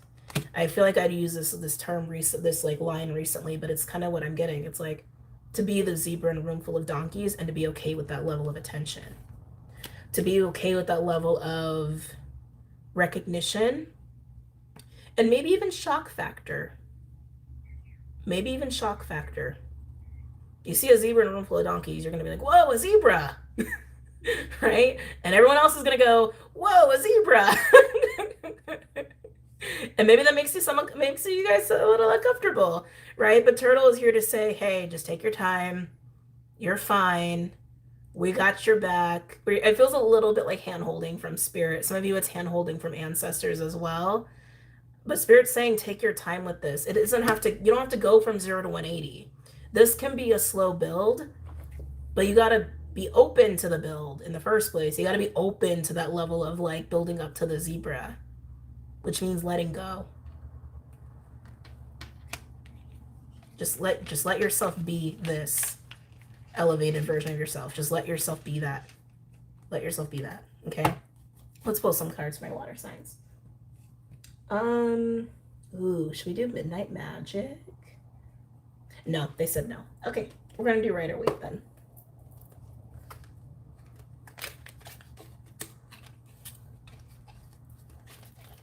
If I can get it out of the box. All right.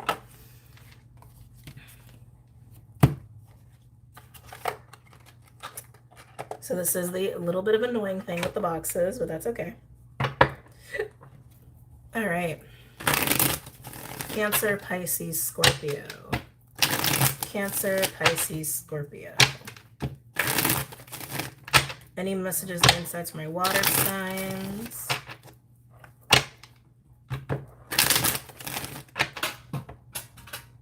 Really, Clyde? Really? Cancer, Pisces, Scorpio. Hold on, I'm sorry. He's taking up way too much space. Bubs, if you're gonna be up here, you can't destroy things, okay? And you gotta give me some room. Okay.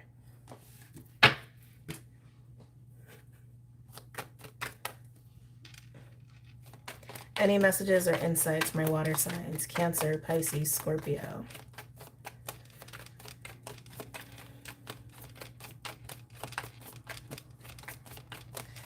Now, keep in mind, too, this doesn't have to be your energy. It can be somebody around you. Whoa, whoa, whoa, whoa, whoa, whoa. Devil in reverse. We like seeing that. Oh, wow. With 3 of Cups in reverse and the World card in reverse. The way you've been giving yourself no favors. It's a weird way that came out. But Devil in reverse and the 3 of Cups in reverse and the World in reverse. Before we even look at the World card, this is part of the old that is dying, okay? That's causing that fire ant energy. And for some of you guys, this could even translate to ego death, an ego death, you know, process where, and death doesn't mean that your ego is like dead and gone forever. That's not what ego death is. Ego death is coming to an awareness about yourself, right? An awareness of what the ego is and what the ego is not, right? The part of you that's real and authentic and the part of you that is functioning from a place of survival, right? And coping mechanisms. And when we go through an ego death, our ego does get a little tantrumy where it starts to go like, no, don't change me. Don't let me change. Don't transmute that. You know, it's like it's kind of like if you were to take like a little creature and like start letting it die, it would like plead with you, right? It'd be like, no, let me show you how I've protected you in this way, shape, or form, or whatever. It's really just letting go of certain coping mechanisms and survival mechanisms. That's all. It's just moving into a new state of awareness. But that's what I feel with this. And the Three of Cups and the Devil card, that screams addiction to me. That screams addiction, codependency, partying, indulgence. Validation is what I'm hearing. Validation is coming through really strong here. Different ways that you have sought validation within yourself and without. So like when without would be externally, like with other people, and maybe that could have been by partying or showing up in a certain way within a group, which could have been toxic, and within yourself that could have literally been like vices or addictions or like oh ew, I don't like this, but keeping yourself protected from harm by like not allowing yourself, how do I want to say this, um isolated. Negative self-talk can also come across that way. Like if you tell yourself you're not good enough to do certain things, then you'll never do them, and then you'll never be disappointed, right? You'll never be hurt if it doesn't work out. Some of you guys could have been trying to protect, not trying to, it's like it's so subconscious, protecting yourself from rejection by doing that. But anyway, that's just the different ways that this is coming across. um the fact that you're in reverse tells me it is dying, it is being transmuted, and that's also why it's coming up so much in the mind of saying, don't let me go. This way has served you. Has it though? Maybe it did in some way, shape, or form, but no longer. World in reverse, no longer. This is also indicating it's like, yes, this is being transmuted, but you're also having a very hard time letting this transmute. So it's about that fight that I was talking about, right? Hey, where'd the cards go? Oh, there they go. So they're running away from me. Any other messages or insights from my water signs? Cancer, Pisces. Wow, Ten of Pentacles in reverse. This is, oh, imposter syndrome all day. All day, imposter syndrome. With the snake and mouse, this is totally imposter syndrome. Ten of Pentacles in reverse can be a dismantling of a way of life, a legacy, a household, wealth, health, that sort of deal. But it can also be not seeing it clearly. What did I say about the snake? It's the best version of you. It's a part of you or version of you that you have not tapped into yet that has so much potential. And here you are being anxious about doing that. That is imposter syndrome. Again, working on your solar plexus could really help you here, okay? You do deserve this. You are capable of this, and you can have this, Aladdin. You can. You can. Diamond in the rough. Any other messages or insights from our water signs? Cancer, Pisces, Scorpio. Sorry, they're pulling. I'm getting pulled back to this, which I was tempted to be like, no, we're not going to talk about that because this has been pulling on you clearly because it's being transmuted. But I just want to speak to this. I'm getting that there's been a lot of circumstances of shame. A lot of shame, water sign, a lot of water signs, a lot of embarrassments. Maybe people judged you, criticized you, maybe they made fun of you, maybe, you know, people like ganged up on you. It's like, it's got that feeling a little bit of like being picked on or taken advantage of or being embarrassed by other people. There you go. Any other messages or insights?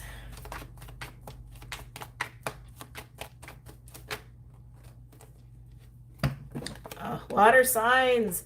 Five of Cups and the Star in reverse. Hold on a second. Clyde, can you get down, please? Get down or sit, please. He's just giving me the stink eye, literally.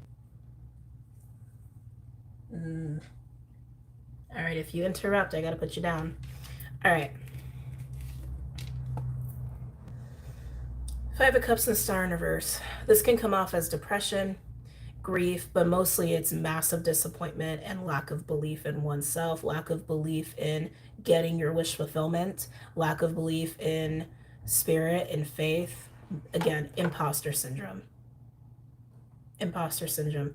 Maybe some of you guys had opportunities in the past to have a wish fulfillment or to build something long-term and sturdy, like a marriage, a relationship, a business. And hold on.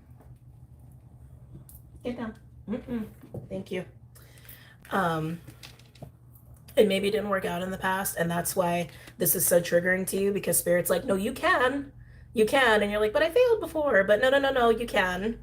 But mostly, I feel imposter syndrome and just not believing that you can have a wish fulfillment, or you can be that version of yourself, like of how you've wanted to be or how you've seen yourself. But you can.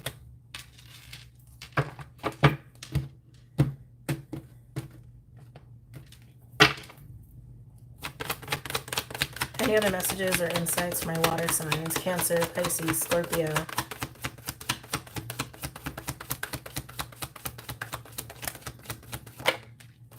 Wow, yeah. All right. So over here with the fire ant energy, right? And the part of you that's being transmuted that you're having trouble with. Emperor in reverse.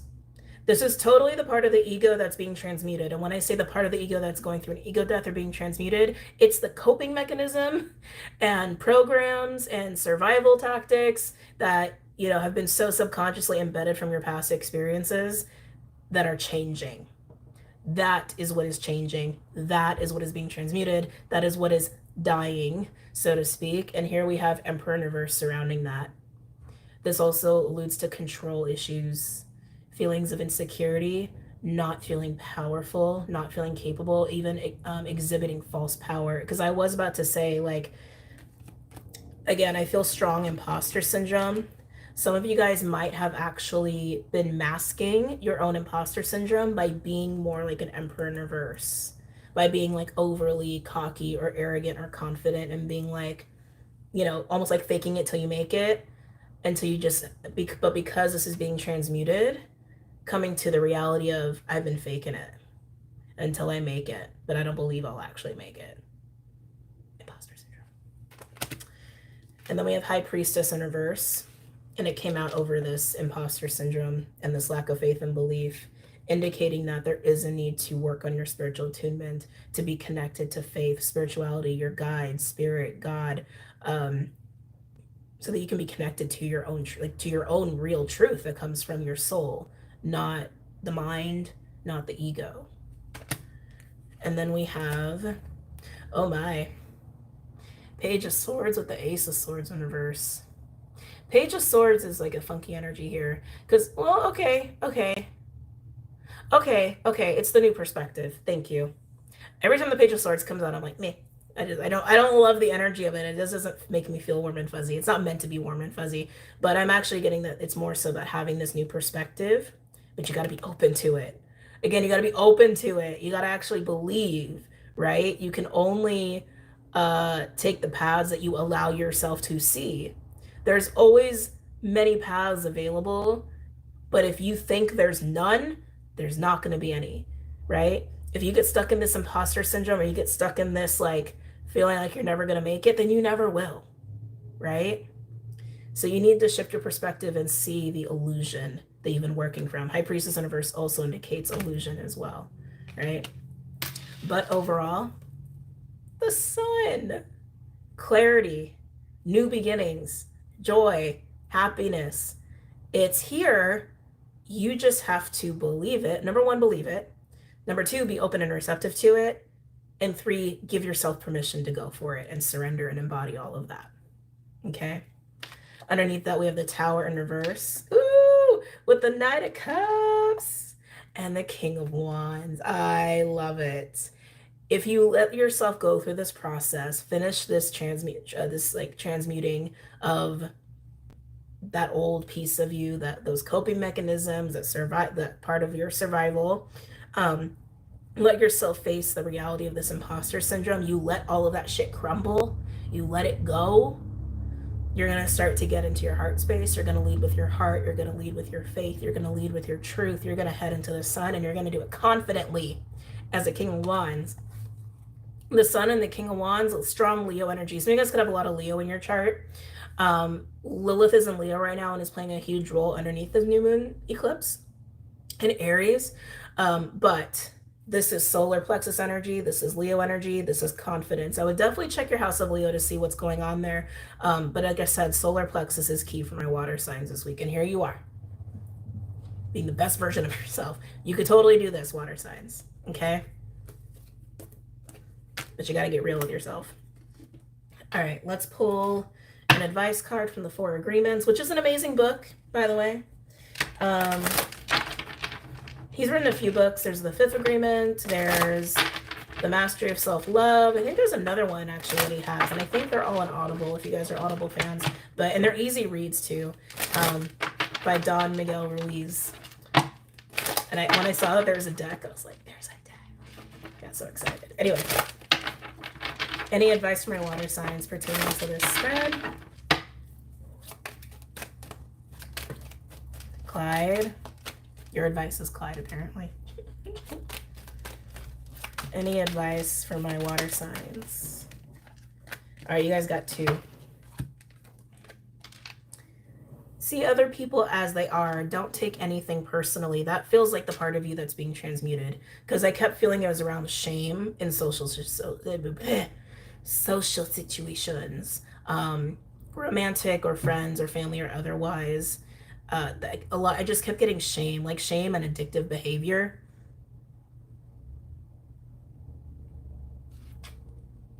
Don't take anything personally. See other people as they are. When people act up and do shit, or they say something to you about, like, to embarrass you or humiliate you, that is about them. That ain't about you. All right. When you see other people as they are without taking it personally, you can never be hurt by what they say or do. Even if others lie to you, it is okay. And I also want to insert there, if others lie to you about yourself, tell you shit that just ain't true about you, it's okay. Don't take it personally. They are lying to you because they are afraid you will discover that they are not perfect. Ooh, some of you actually had or / have this tendency, this part of your character that's being transmuted. That's actually something that I've seen a lot with people who have struggled with toxic relationships, specifically like narcissistic ones, whether they're narcissistic or they've just been a victim of narcissism.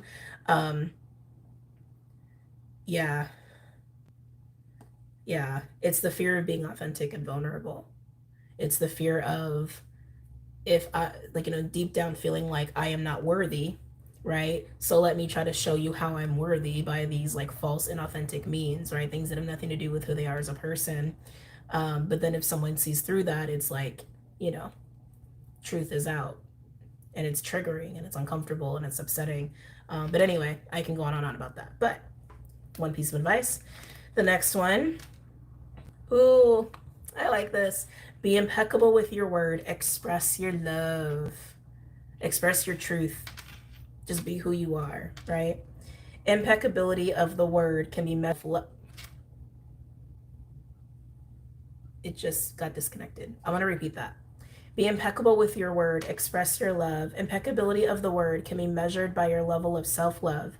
If you love yourself, you will express that in your interactions with others, and that action will produce a like reaction, right? When you work past the imposter syndrome and you work past these coping mechanisms that developed out of shame, shameful social circumstances, you can really just be you. You can be you. You can be the best version of yourself and not afraid to do that or be that. And then you're going to attract like people, right? Emperor in reverse, like I said, like that's attached to the old ways of doing things. And Emperor in reverse is somebody who's afraid to be them. They're insecure. Okay. And I will say this because it's poking out at the top, and it's just so what I was just talking about. Be yourself around others. Don't make assumptions. The biggest assumption that humans make is that everyone sees life the way we do. We assume that others think the way we think, feel the way we... Wait, what? We assume that others think the way we think, feel the way we feel, judge the way we judge, and abuse the way we abuse. Hurt people. If you've been abused, which clearly I'm looking at water signs who've been shamed by other people in toxic ways or developed around abuse, abusing substances, abusing people, abusing the self, whatever, you might think that everyone's like that. You're functioning from a place subconsciously where you're preparing to be exposed to that stuff over and over and over. But there are a lot of people who've never been exposed to any of that, right? We are afraid to be ourselves around others because we think others will judge us, victimize us, abuse us, and blame us as we do ourselves. And that is how imposter syndrome is born. Okay? Wow. All right, moving on. Clyde, you have to move. Clyde. Clyde. You know why I'm calling your name.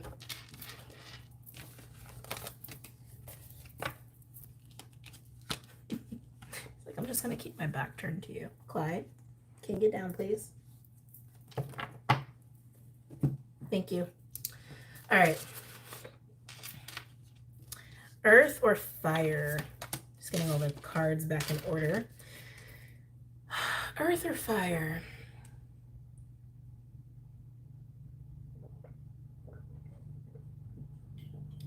No, Clyde. Give me a minute. Earth signs or fire signs? Earth signs or fire signs? We're going to go with earth signs. I heard magic. Ooh. Okay.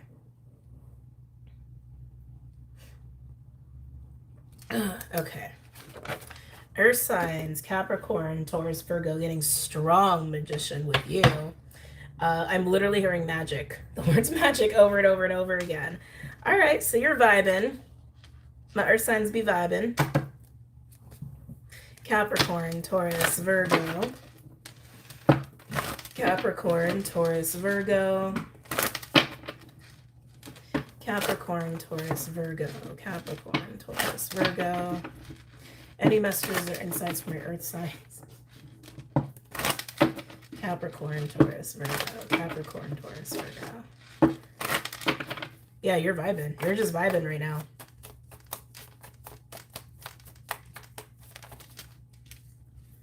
Ooh, you're vibing.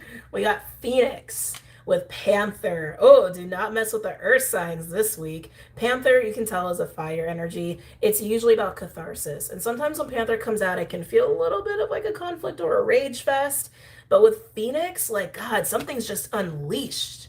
Earth signs, it's unleashed. Maybe you've had a recent catharsis, and that's like leading to this birthing energy with Phoenix. But you are confident and you're strong and you're stable. Phoenix also talks about the root chakra, okay, the root system, our own personal foundation.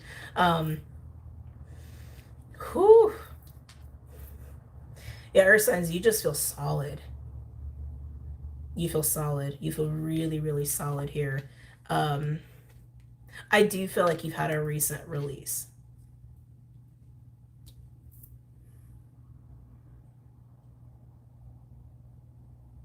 You're also really good right now at managing your emotions and your passion because you're so solid. Even if, how do I want to say this? Even if someone were to like do something shitty or shady, and even if it were to trigger you, you know how to manage it without lashing back. You know how to like ride that wave of energy and just kind of let it flow through you without even like letting people know. It's kind of how it's coming through here. I also feel like your energy is surging. Something about your energy is surging, but you're managing it. You're handling it just fine. But you are definitely in a state of power. You're in a state of power, feeling confident, feeling lit, feeling like fire, literally feeling like fire. And you're ready to go. Let's see here. Ooh, okay. So now we have Deer, Horse, and Butterfly. 2 earth energies, and we have an air energy here. So like I said, you're solid, you're grounded. Both of these speak to that. Horse is the mastery of earth in this deck, and Deer is actually the divine feminine principle in this deck. Counterpart to the elk. We'll see if the elk comes out. Panther also speaks to divine feminine power as well. This feels like that Sedna energy that I was talking about. Sedna is at 29 degrees Taurus, that late degrees Taurus energy. And here it is being awakened within my earth signs. But of course, even if like you're looking at all the elements as like compartmentalized collective reading, this is also something that's happening within the collective. Hold on. Clyde, please get down. Please get down. All right, sit there. Just don't knock anything over. Hold on, let me just grab a deck from him. I'm gonna grab this from you. Okay. And here it is coming up and out, emerging, but it's grounded. It's contained. It's not spilling out over other people. Okay. And Deer and Horse also speaks of grace, freedom, independence, stamina as well. Because Horse definitely, I feel a working energy with that, like making progress towards something, ready to create, pushing things along, but in a way that's easy, that's graceful, that's sustainable. It's so yummy. And then we have Butterfly here, which again, beauty, grace, and birthed energy or rebirthed energy. With Panther, with being with Phoenix and Butterfly, some of you guys definitely could have gone through a recent birthing or like a Kundalini rising, or some sort of ascension process as well. But I feel like I'm just looking at Earth signs. You're solid. You're super solid. That primordial energy that I was talking about, like reclaiming an ancient piece of the collective that has been stowed away forever. You've claimed it. Okay, you've claimed it. You're embodying it, and you're in a really good balanced place with it. Earth signs are solid and they're making magic. If the crow comes out, that's just more magic energy. Any other messages or insights for my earth signs? Capricorn, Taurus, Virgo.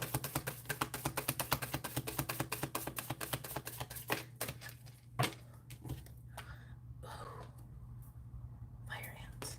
Came out on Panthers. Like I said, some of you guys that could have had a recent release recently, that's been leading up to this. And if so, it definitely was a release of anger.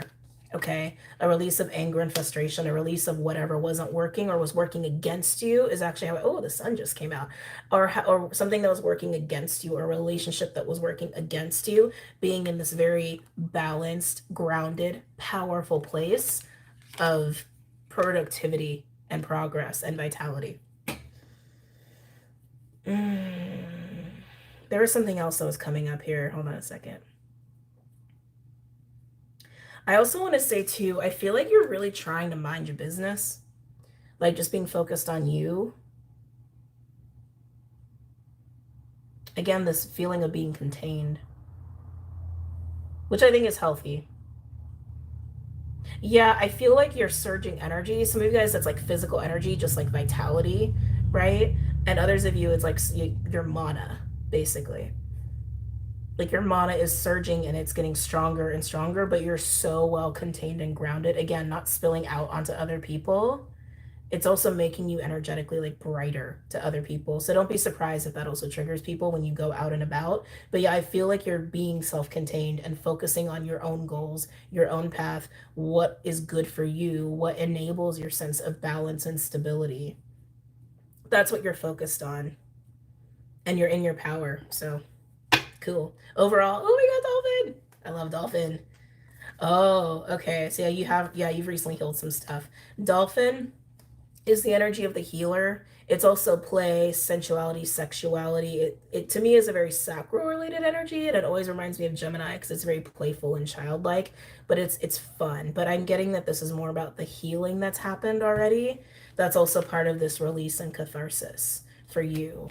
Okay, I really feel strongly it's like you have recently gotten away or will be getting away from anything that has worked against your own balance and stability and security. I feel like some of you have really been needing to fight off energy vampires. Like anybody who's been trying to take up way too much of your time and energy, you're just like not having it, like being very firm about it, but not in a way that's aggressive, just looking out for yourself, right? Just self-loving, really. Um, Yeah, but that's what I'm getting with dolphin.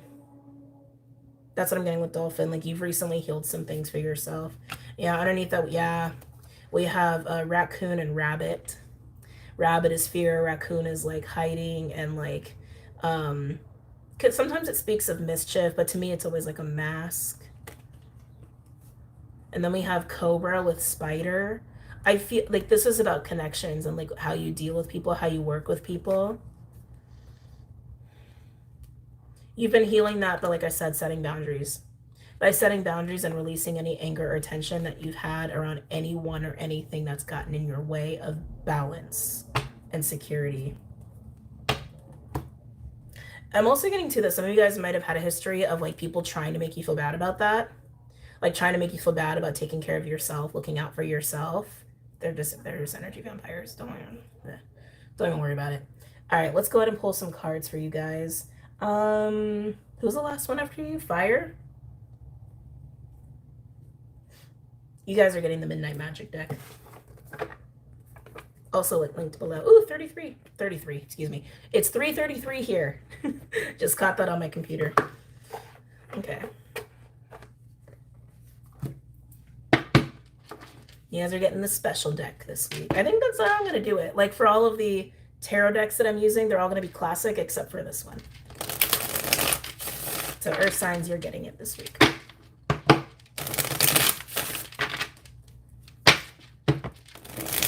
Clyde. Any messages or insights for my Earth? Oh, I love when he does that. It's a little head rub of the shoulder. Any messages or insights for my Earth signs this week? Capricorn, Taurus, Virgo.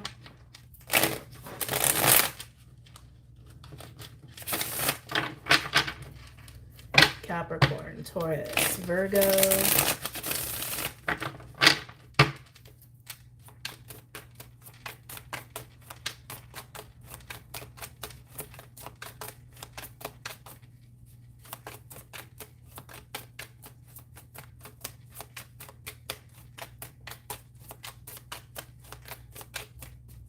Capricorn, Taurus, Virgo.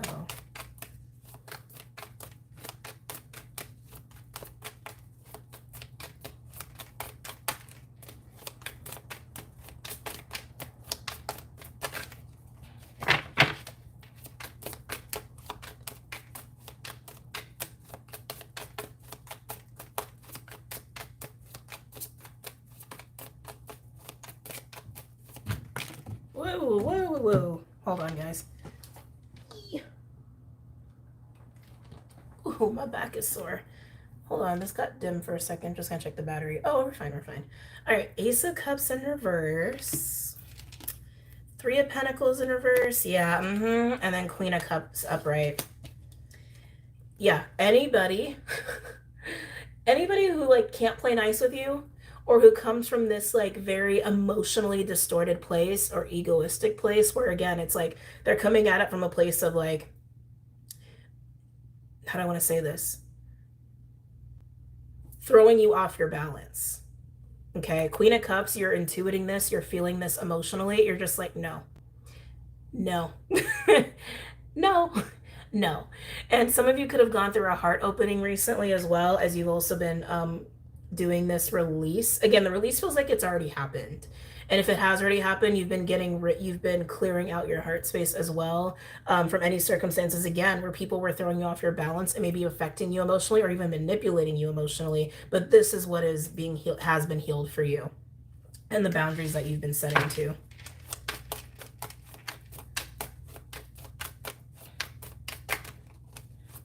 Any other messages or insights for my Earth signs? Capricorn, Taurus, Virgo. Capricorn, Taurus, Virgo.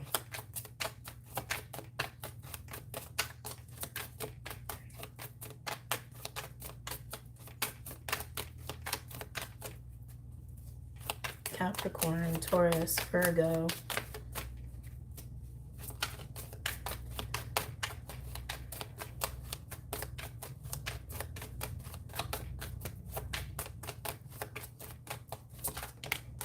Let's see here. Two of Swords over on the Deer. Making decisions also speaks to balance as well. Decisions. I'm getting this about decisions though. So being in this very grounded, powerful place, this place where you're really contained in your own energy, you're contained in your own power, you're really looking out for you, you're taking care of you, you're not indulging in anyone or anything that's going to throw you off your personal balance. Hold on a second. Kitester. I know, buddy. Thank you. Now that you're in this new energy, you're changing some things. That's what I'm getting here. You are changing some things because now you're acting from a different place. Some of you, it's almost like you've entered into commitment with yourself. You may even treat it that way. Some of you guys might be practicing, how how do I want to say this? Different ways to contain your energy. I'll say it like that. Like, for example, that could be like celibacy or not allowing physical touch. It could be practicing a specific diet, you know, different ways to contain your energy, taking your commitment to yourself really seriously and making changes that reflect that.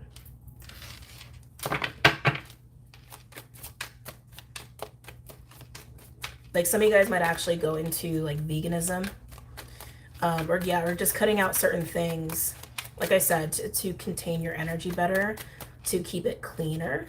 I'm not saying that being a vegan is like the ideal. I'm not saying that. There's all different kinds of diets that everyone can do for wherever they're at in their own like journey and process. It's just an example.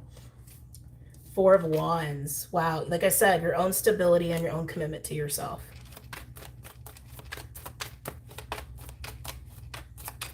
That is number one priority for my earth signs right now. Commitment to self and long-term stability. Some of you guys are making choices about your actual home. That's coming through too, like your actual household.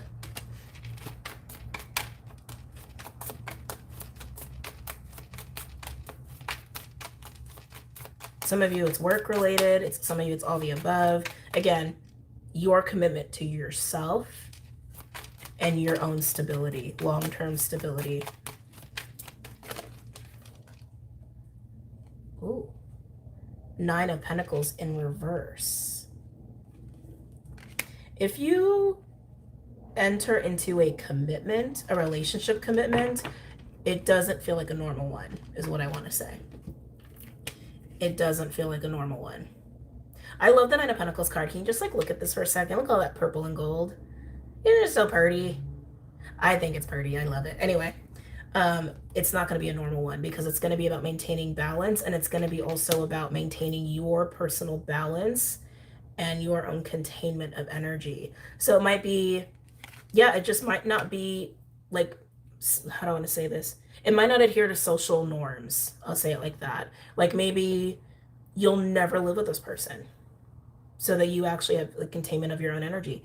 Maybe some of you, this is more about a business partnership and balancing a business partnership. But even then, it's not going to be typical. Trying to give other examples here. Like if this is a romantic relationship, like maybe no sex ever. You know what I mean? It's like very not typical. If you are entering into some sort of partnership, whether it's business or romantic, it's not going to be typical. Okay. But for like at the end of the day, what I'm looking at for my earth signs, you're moving into how do I maintain my own sense of balance and security. Nine of Pentacles in reverse can also indicate where you have been. Like maybe your energy has been compromised. Maybe your balance and foundation has been compromised. And you're like, no, I'm turning this shit around because I'm going to be stable long term. I'm going to make the Nine of Pentacles upright. And maybe you allowed other people to compromise that. I want to say yes, that you have. Any other messages or insights? Wow, yeah. Any other messages or insights from my earth signs? Capricorn, Taurus, Virgo. Yeah, my earth signs, like you guys mean business this week. You're not fucking around.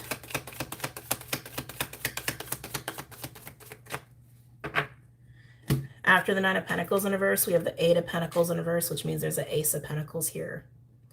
Again, you're trying to figure out, how do I get the Four of Wands and maintain the Four of Wands?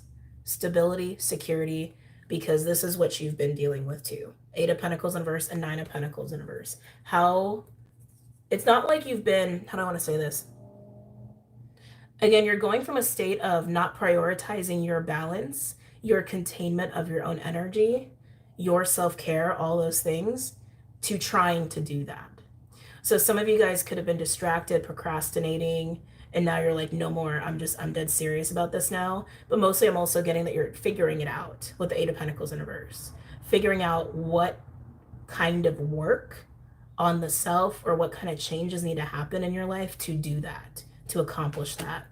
And then we have, over on this sector, Ace of Cups in reverse with the Three of Pentacles in reverse and the Queen of Cups. We got Judgment in reverse. This is that Panther energy that we were talking about. Okay. recognizing what throws you off. Judgment in reverse, I don't know why I held it like that. Judgment in reverse is like a big red flag of what keeps you off of your own path spiritually, what is not aligned to you. You're calling it out, you're seeing it, you're recognizing it, and you're doing what you gotta do. Clyde, please. Thank you. Scoochie, scoochie. Thank you. Overall, 7 of Wands in reverse. Ooh, and the World card. Oh my. With the King of Cups in reverse. And then we have a Queen of Cups and King of Cups. Okay. So most of you, like I said, this is about practicing self-care, containment of your energy, focusing on your long-term stability, which tells me that your own masculine energy has not been in alignment. You're a Queen of Cups upright.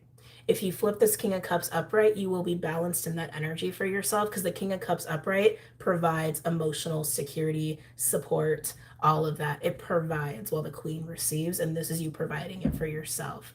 And others of you, it's also recognizing who has been this like mirrored King of Cups in reverse energy with you, who has been emotionally maybe not so mature, or maybe even emotionally manipulative, or taking, or unavailable, right? The World being upright is about you learning these lessons and moving forward in a new direction. And 7 of Wands in reverse is, it's all about that fight, right? It's about fight and it's about confidence. Are you willing to fight for this, or are you not? Have you been cowering away from it? Are you surrendering to the process? You understand what I'm saying, right? But you mean business. You mean business this week. I'm proud of you. Let's go ahead and pull some advice from my earth signs. There, okay. The ever vanishing decks. All right.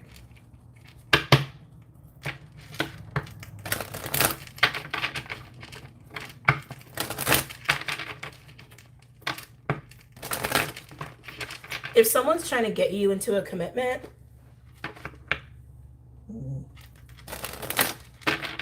I don't know. They might not win that.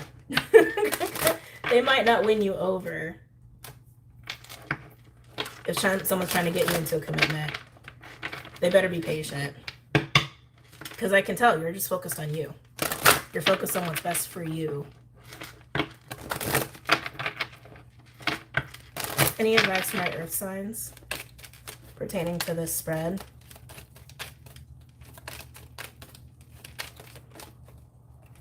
Let's see here. Always do your best. Take action without expecting a reward. Interesting. Do your best and take action because you love it, not because you expect a reward. When you take action without expecting a reward, you enjoy every action, and you can even receive greater rewards than you imagined. What energy have you been working from when you've been trying to go for, you know, your own stability, right?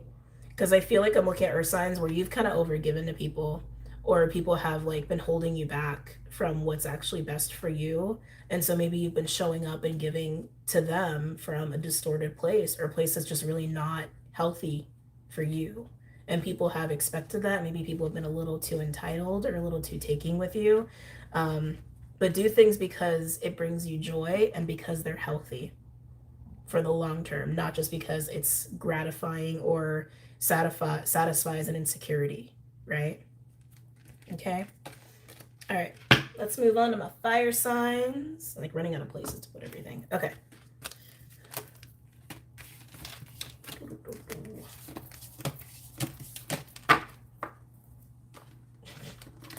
Are the cards in the way? He literally took his tail. It was just like flinging cards everywhere. Okay.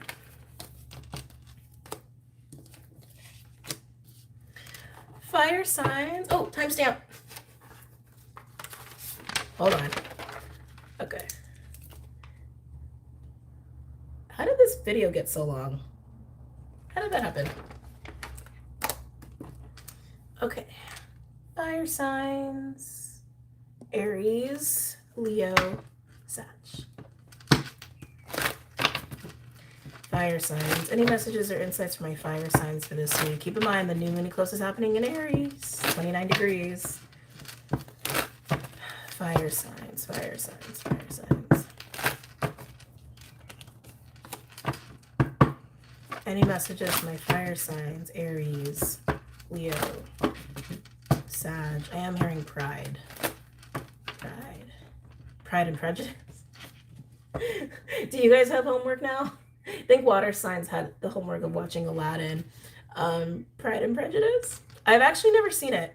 I've also never read the book either. So to be honest with you, I don't know the story. I assume it's about Pride and Prejudice. Okay, that's just something that came through for my fire signs. Aries, Leo, Sagittarius. Aries, Leo, Sagittarius. Expectations. God, everyone's getting the fire ant. There's only one sign that didn't, and I think it was the first one. Who went first? Air signs. I think air signs were the only ones that didn't get fire ant. But you have fire ant and sea serpent. Sea serpent is a sacral energy. It's about our creative expression in this deck, but here we have a fight energy around that. 5 of Wands energy. Are you fighting your impulses, or are you sexually frustrated? There's a frustration that I'm getting here. Like, some of you almost feel like a pushing of what it is that you want, trying to go for it, trying to get it. And it's like you're hitting resistance, or you're hitting walls, or you're hitting challenges or obstacles, and it's like making you frustrated. Some of you it's that. Some of you it's almost like you're like trying to shut it down, trying to suppress it. Interesting. This could totally be read as sexual frustration. Lilith is in Leo, and it is sextile Venus, actually. So that actually would not lean towards sexual frustration. It would lean towards like sexual liberation. But some of you, it could actually be coming through that way. Any messages or insights for my fire signs? Aries, Leo, Sag. You guys got an interesting reading. And now we have the Whale. This is like Pisces energy. You guys could be Aries, Pisces, and Cuspers. We have both signs that are at play this week. Whale is interconnectedness. It's the subconscious.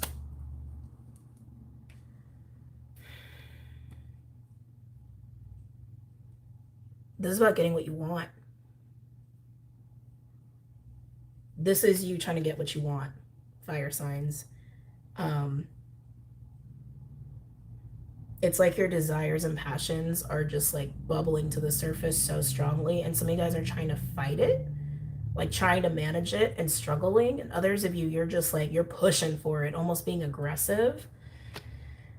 So it's like this very primal part of you is very active this week. And then we have this, where this is a very spiritual card. While it does represent the subconscious, it also represents like faith and like the expansiveness of all things and the void and interconnectedness, right? I feel like I'm looking at two very different parts of you, like the primal animal part of you and your soul, the part of you that I want to say knows better. Interesting. Oh, that's interesting. The part of you that says you know better. Some of you guys are really struggling with your the human part of yourself, the human you. And in the middle, we have Otter. Oh my God, that's like so cute. Otter, it's actually where I would say these energies meet, because Otter is like 2 of Cups, 6 of Cups, Lovers energy. It's unconditional love. It's, you know, it's being within like family or partnership in a way where it's just like loving and respectful and safe. So it is kind of like where the physical meets the emotional, right? Like this is pure physical. This is like pure primal impulse and getting what you want in the physical, and this is just the expansiveness of your soul and your emotions. And then here's the Otter in the middle. This is totally the middle point of where the two meet.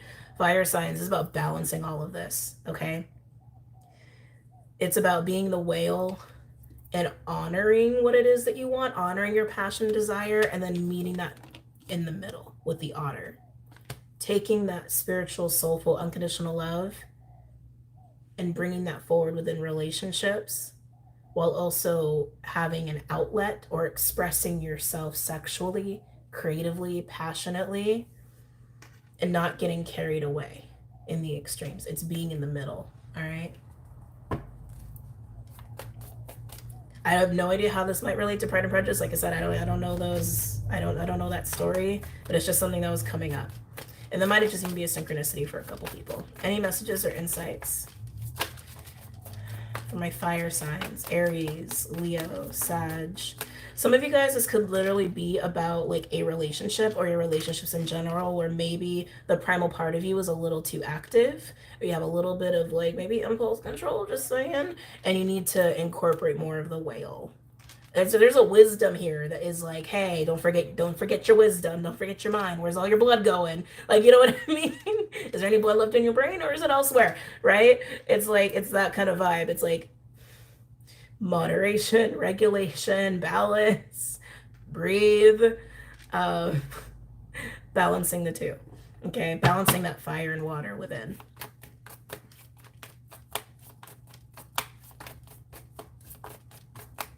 Any other messages or insights? All right, fire signs. This is just what I'm getting, so don't be mad or triggered. Well, I'm not gonna say don't be mad or triggered. If you are, you are. But and this could pertain to someone you know. It doesn't have to be you. But I am getting like sexual distortion. I am. It's just something that I'm picking up on. Like there's almost a misuse of sexual energy here because it's part of a coping mechanism.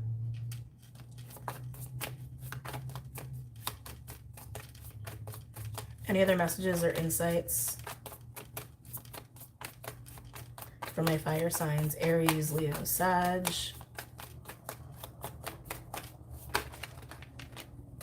Ooh, okay. We have more expression here, fire signs. We have a nightingale that landed on the otter. I like this. This feels like communication with people. And this could be with tribe or a person. I think for a lot of you, this is very intimate, one-on-one. Speaking with somebody, engaging with somebody, being very honest with somebody. You might be very honest in the fact that you need to balance these energies. You might actually be talking about that.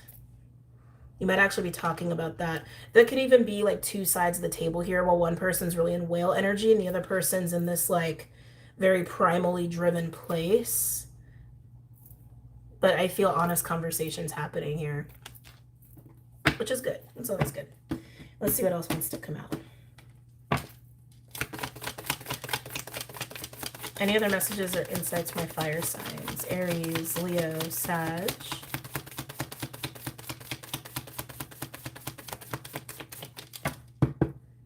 Ooh, release. Catharsis. Ooh, okay. With Scorpion. Oh my. And then we have Crow. All right. So here's more of that primal energy with Panther and Scorpion. Got a lot of fire here. Fire. You have like fire and water is predominantly what's in your reading. But with Panther and Scorpion, this is releasing. And I don't want to say this. The Scorpion card speaks of grudges or emotional baggage or like something you've been holding on to that makes you upset. Okay, that makes you upset or triggers you or gets you aroused, which is like that like very charged primal energy that we were talking about here. Yeah, I want to say if you're going to have any conversations with anybody this week, which it looks like you are, where there's a lot of truth telling going on, I want to say before you enter those conversations or that space, balance it with the whale. Okay, balance that fire with that water. Have a realistic look at why you feel the way you feel. And when I use the word aroused, I don't just mean sexually. I mean aroused is also like, right? It's like you're so charged emotionally or passionately or angrily or energetically that it's just like spilling out everywhere. So it's not just like a sexual connotation. Like aroused is like, it's that. So no matter how aroused you are this week, especially if it relates to another person, temper that shit. Okay? Have the wisdom. And even with Crow being here, Crow also speaks to that because Crow is magic, Crow is the magician, Crow is alchemy. It's transmuting. Okay? It also is wisdom. You got two cards that speak of spiritual wisdom or divine wisdom or practicing like knowledge here, knowing better. Temper that shit before you go and have these conversations. And if somebody's approaching you with their arousal, and if they're not handling it well or they're not tempering themselves, just have that compassion of the otter and the whale and just recognize it for what it is. But it feels like there's a truth coming out. It feels like there's something that's being released, maybe even healed here, that relates to this primal arousal state that some of you guys might struggle with. Okay? Or it could be about a particular thing that's been upsetting you, but it feels like some truth is finally coming out, fire signs, and it's finally coming out to be dealt with and be transmuted. Okay. Ooh. Let's pull cards.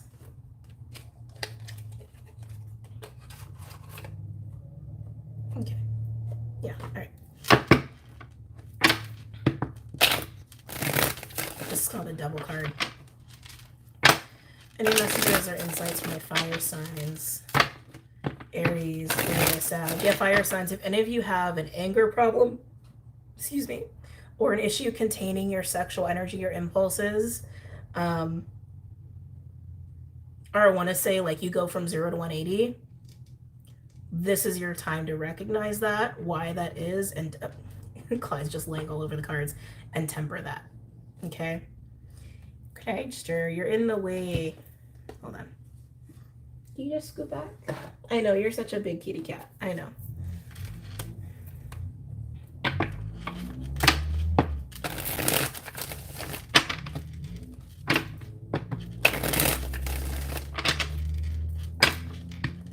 Maybe somebody really makes you angry. Maybe somebody really triggers you. It's interesting, actually, now that I just said that, some of you, this could be about understanding why somebody is so triggering for you. And it could be because they're just like you, or they actually mirror stuff back to you. It's kind of like together you're a really balanced, tempered force, but there's a fine line there, right? There's a really fine line there. Some of you guys could be like totally different, but together you're balanced. You balance each other if you let it happen.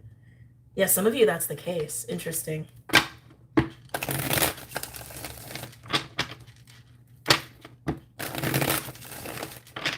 Yeah, you know what? Sorry, fire signs. I gotta stop here. Whoever it is that you're being very honest about, like honest to, or having this conversation that is around like such an aroused energy or aroused emotions, I feel like this person is very important on your path. It's like they're teaching you something about yourself, or they're providing you like certain skills that you wouldn't have gotten otherwise. And I think it's because you're either very, very different. And again, together, it's like you actually are a really balanced team, you know, or a balanced, like, or you balance each other out if you allow that to happen. Like you might be very triggering because it's like you're meant to trigger each other and like bring stuff to the surface to get to a much more balanced place individually, which I think is actually really beautiful. That feels like a spiritual sort of relationship or spiritually guided relationship. Others of you, you're like almost exactly alike, and it's because you mirror shit back to each other, and then like trigger, right?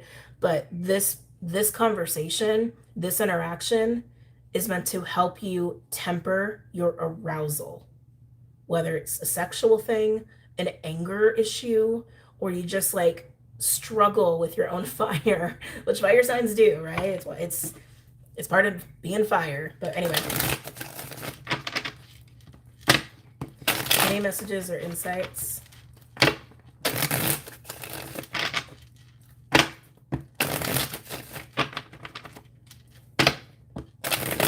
Any messages or insights from my fire signs? Aries, Leo, Sag. Aries, Leo, Sag.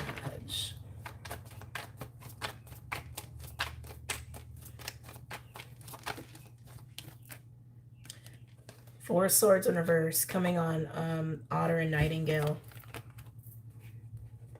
So fire signs, it's like you might have been taking some time recently, because this to me feels like approaching somebody or someone approaching you, and there's a very, very real conversation happening. But Four Swords speaks of separation or taking time to rest or recover, isolation. So one of you or both of you are, and again, this could be about like you in a group. I really feel like it's one-on-one though, just being honest, but it could potentially be like you in a group of people, just because this is a general reading. But this feels like coming out of recovery time, coming out of a separation, or, you know, taking time, taking space to have this conversation.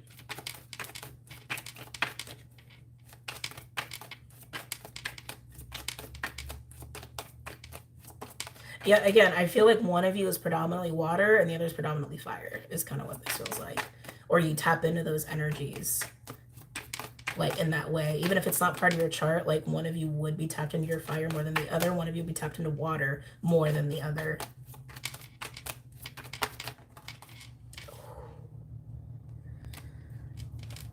I don't like that feeling. Fire ant with sea serpent and the Nine of Swords. Someone's losing a lot of sleep over this.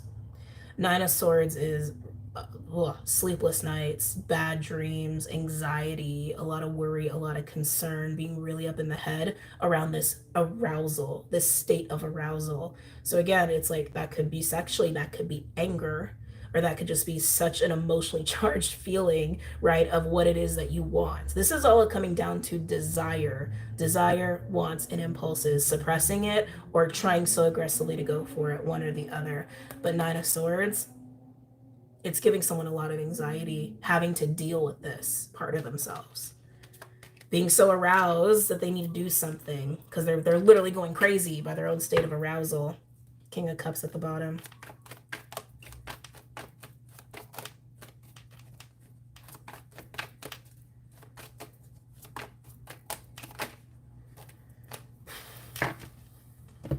A lot of swords, guys. You have all swords so far. You're like all up in the head right now. King of Swords in reverse with the Nine of Swords. God, there's a lot coming through here. Whoever is struggling with their state of arousal, I feel like there's a fight of truth here, like denying, like trying to deny that, like that they struggle with this, or that what they want is what they want. That's interesting. Some of you guys struggle with sexual shame, or just sexuality in general. That's what I keep getting with the King of Swords in reverse. It's like not wanting to recognize or accept or be honest about having such charged emotions, or again, arousal, or wanting something so badly and having it not really come to fruition, that it's like really trying, like really struggling with understanding why they're not getting what it is they want, and where it's more of a suppression state, it's like not wanting to be honest about what it is they actually want. So if someone's suppressing their impulses and desires, they're wanting to not admit why they want those things. And if someone's like really pursuing their desires and being kind of aggressive about it, they're very confused as to why they're not getting what they want. Wow.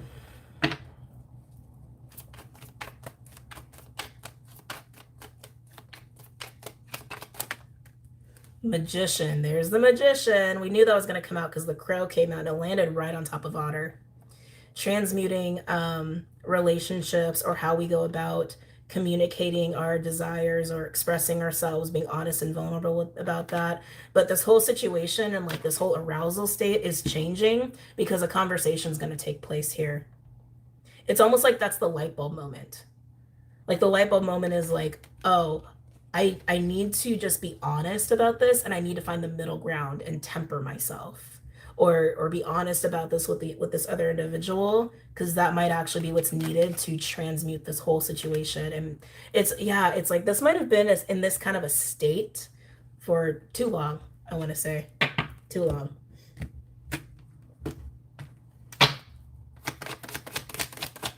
Any other messages or insights for my fire signs? Aries, Leo, Sag. Aries, Leo, Sag. I feel a confession.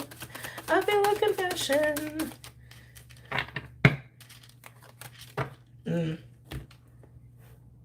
Eight of Cups in reverse. Attachment.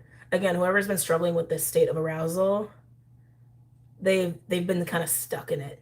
They've been stuck in it. They haven't been able to find like peace or any sort of like shift or forward progression in how they're dealing with overly pursuing their desires and not getting what it is they want, or suppressing what it is they want and just feeling so like overcome and being made to be crazy by what it is that they really want. But the light bulb moment on how to transmute all of this is here. The answer on how to transmute all this is here. And it's by having a conversation. That's the key. Going into that conversation in a tempered manner, or going into this conversation being honest with, hey, I want to temper this. I need help. Maybe it's being honest about like, hey, I need help with this addiction or like these impulses, or hey, this is how I really feel. This is what I really want if it's been a state of suppression, right? And being open about like, can you help me temper this? Or I'm trying to temper this. It's just coming clean and being honest, right? And that will literally transmute the crazy making that's happening here. Overall, we have 8 of Pentacles. This is work. This is putting in work and effort. With Queen of Pentacles and finding stability. Woosah. Coming down. Coming down off that aroused state and grounding.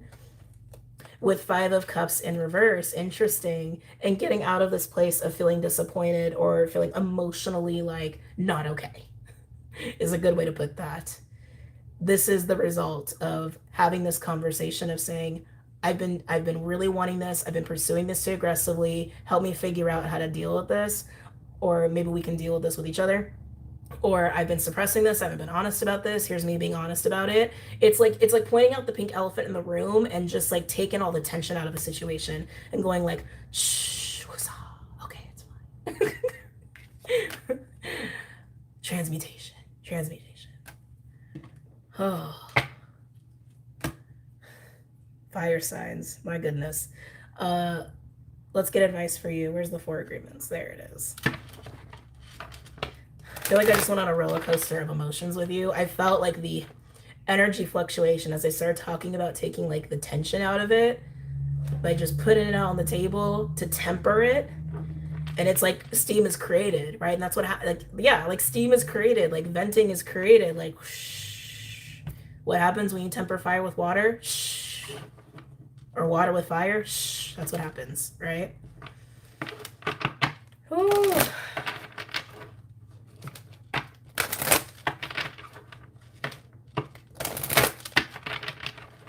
Any advice for my fire signs pertaining to this spread?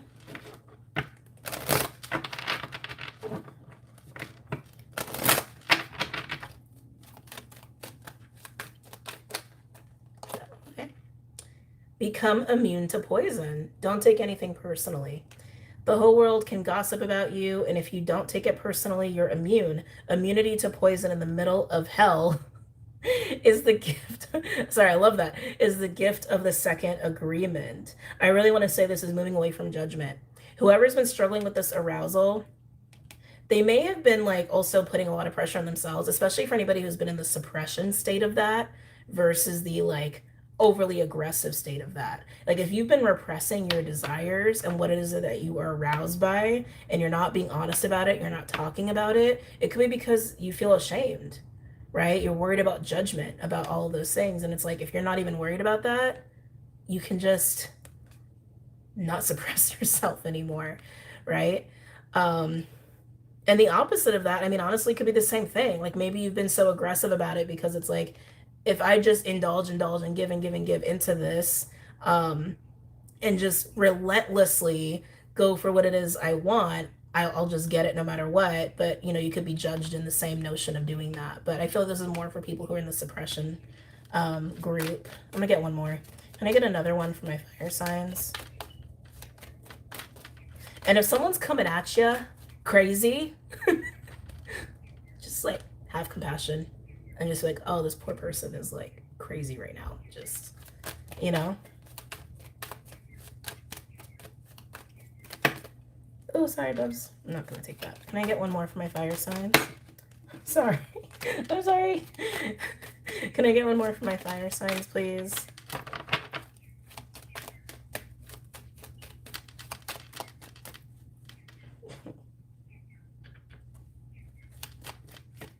Buddy.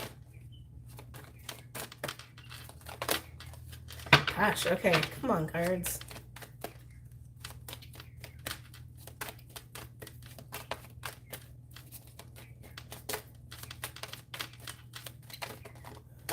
Okay.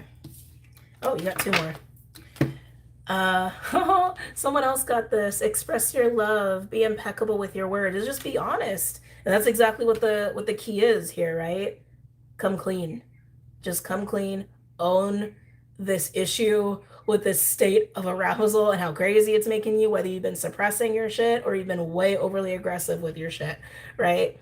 Just recognizing you need to temper it and that you need to like ask for help or come clean with somebody. But that's what this is speaking to. Impeccability of the word can be measured by your level of self-love. If you love yourself, you will express that love in your interactions with others, and that action will produce a like reaction. I think water signs had this, which is funny because it's all about tempering fire and water. Your fire and water sign had this as well. So watch the water sign reading, especially if you have any water in your chart. But impeccability with your word. And then we also have don't make assumptions, speak openly and honestly. When you speak openly and honestly, you won't have to make assumptions. The day you stop making assumptions, you will communicate cleanly and clearly and achieve impeccability with your word. Mm. Wow. Okay. All right, guys, that's it. Almost a 3-hour video. I did not mean for it to be this so long. Excuse me. I hope you guys got out of this, and I wish you luck this week and happy eclipse. Excuse me, and happy Mercury retrograde, and I will see you guys later, okay? Take care.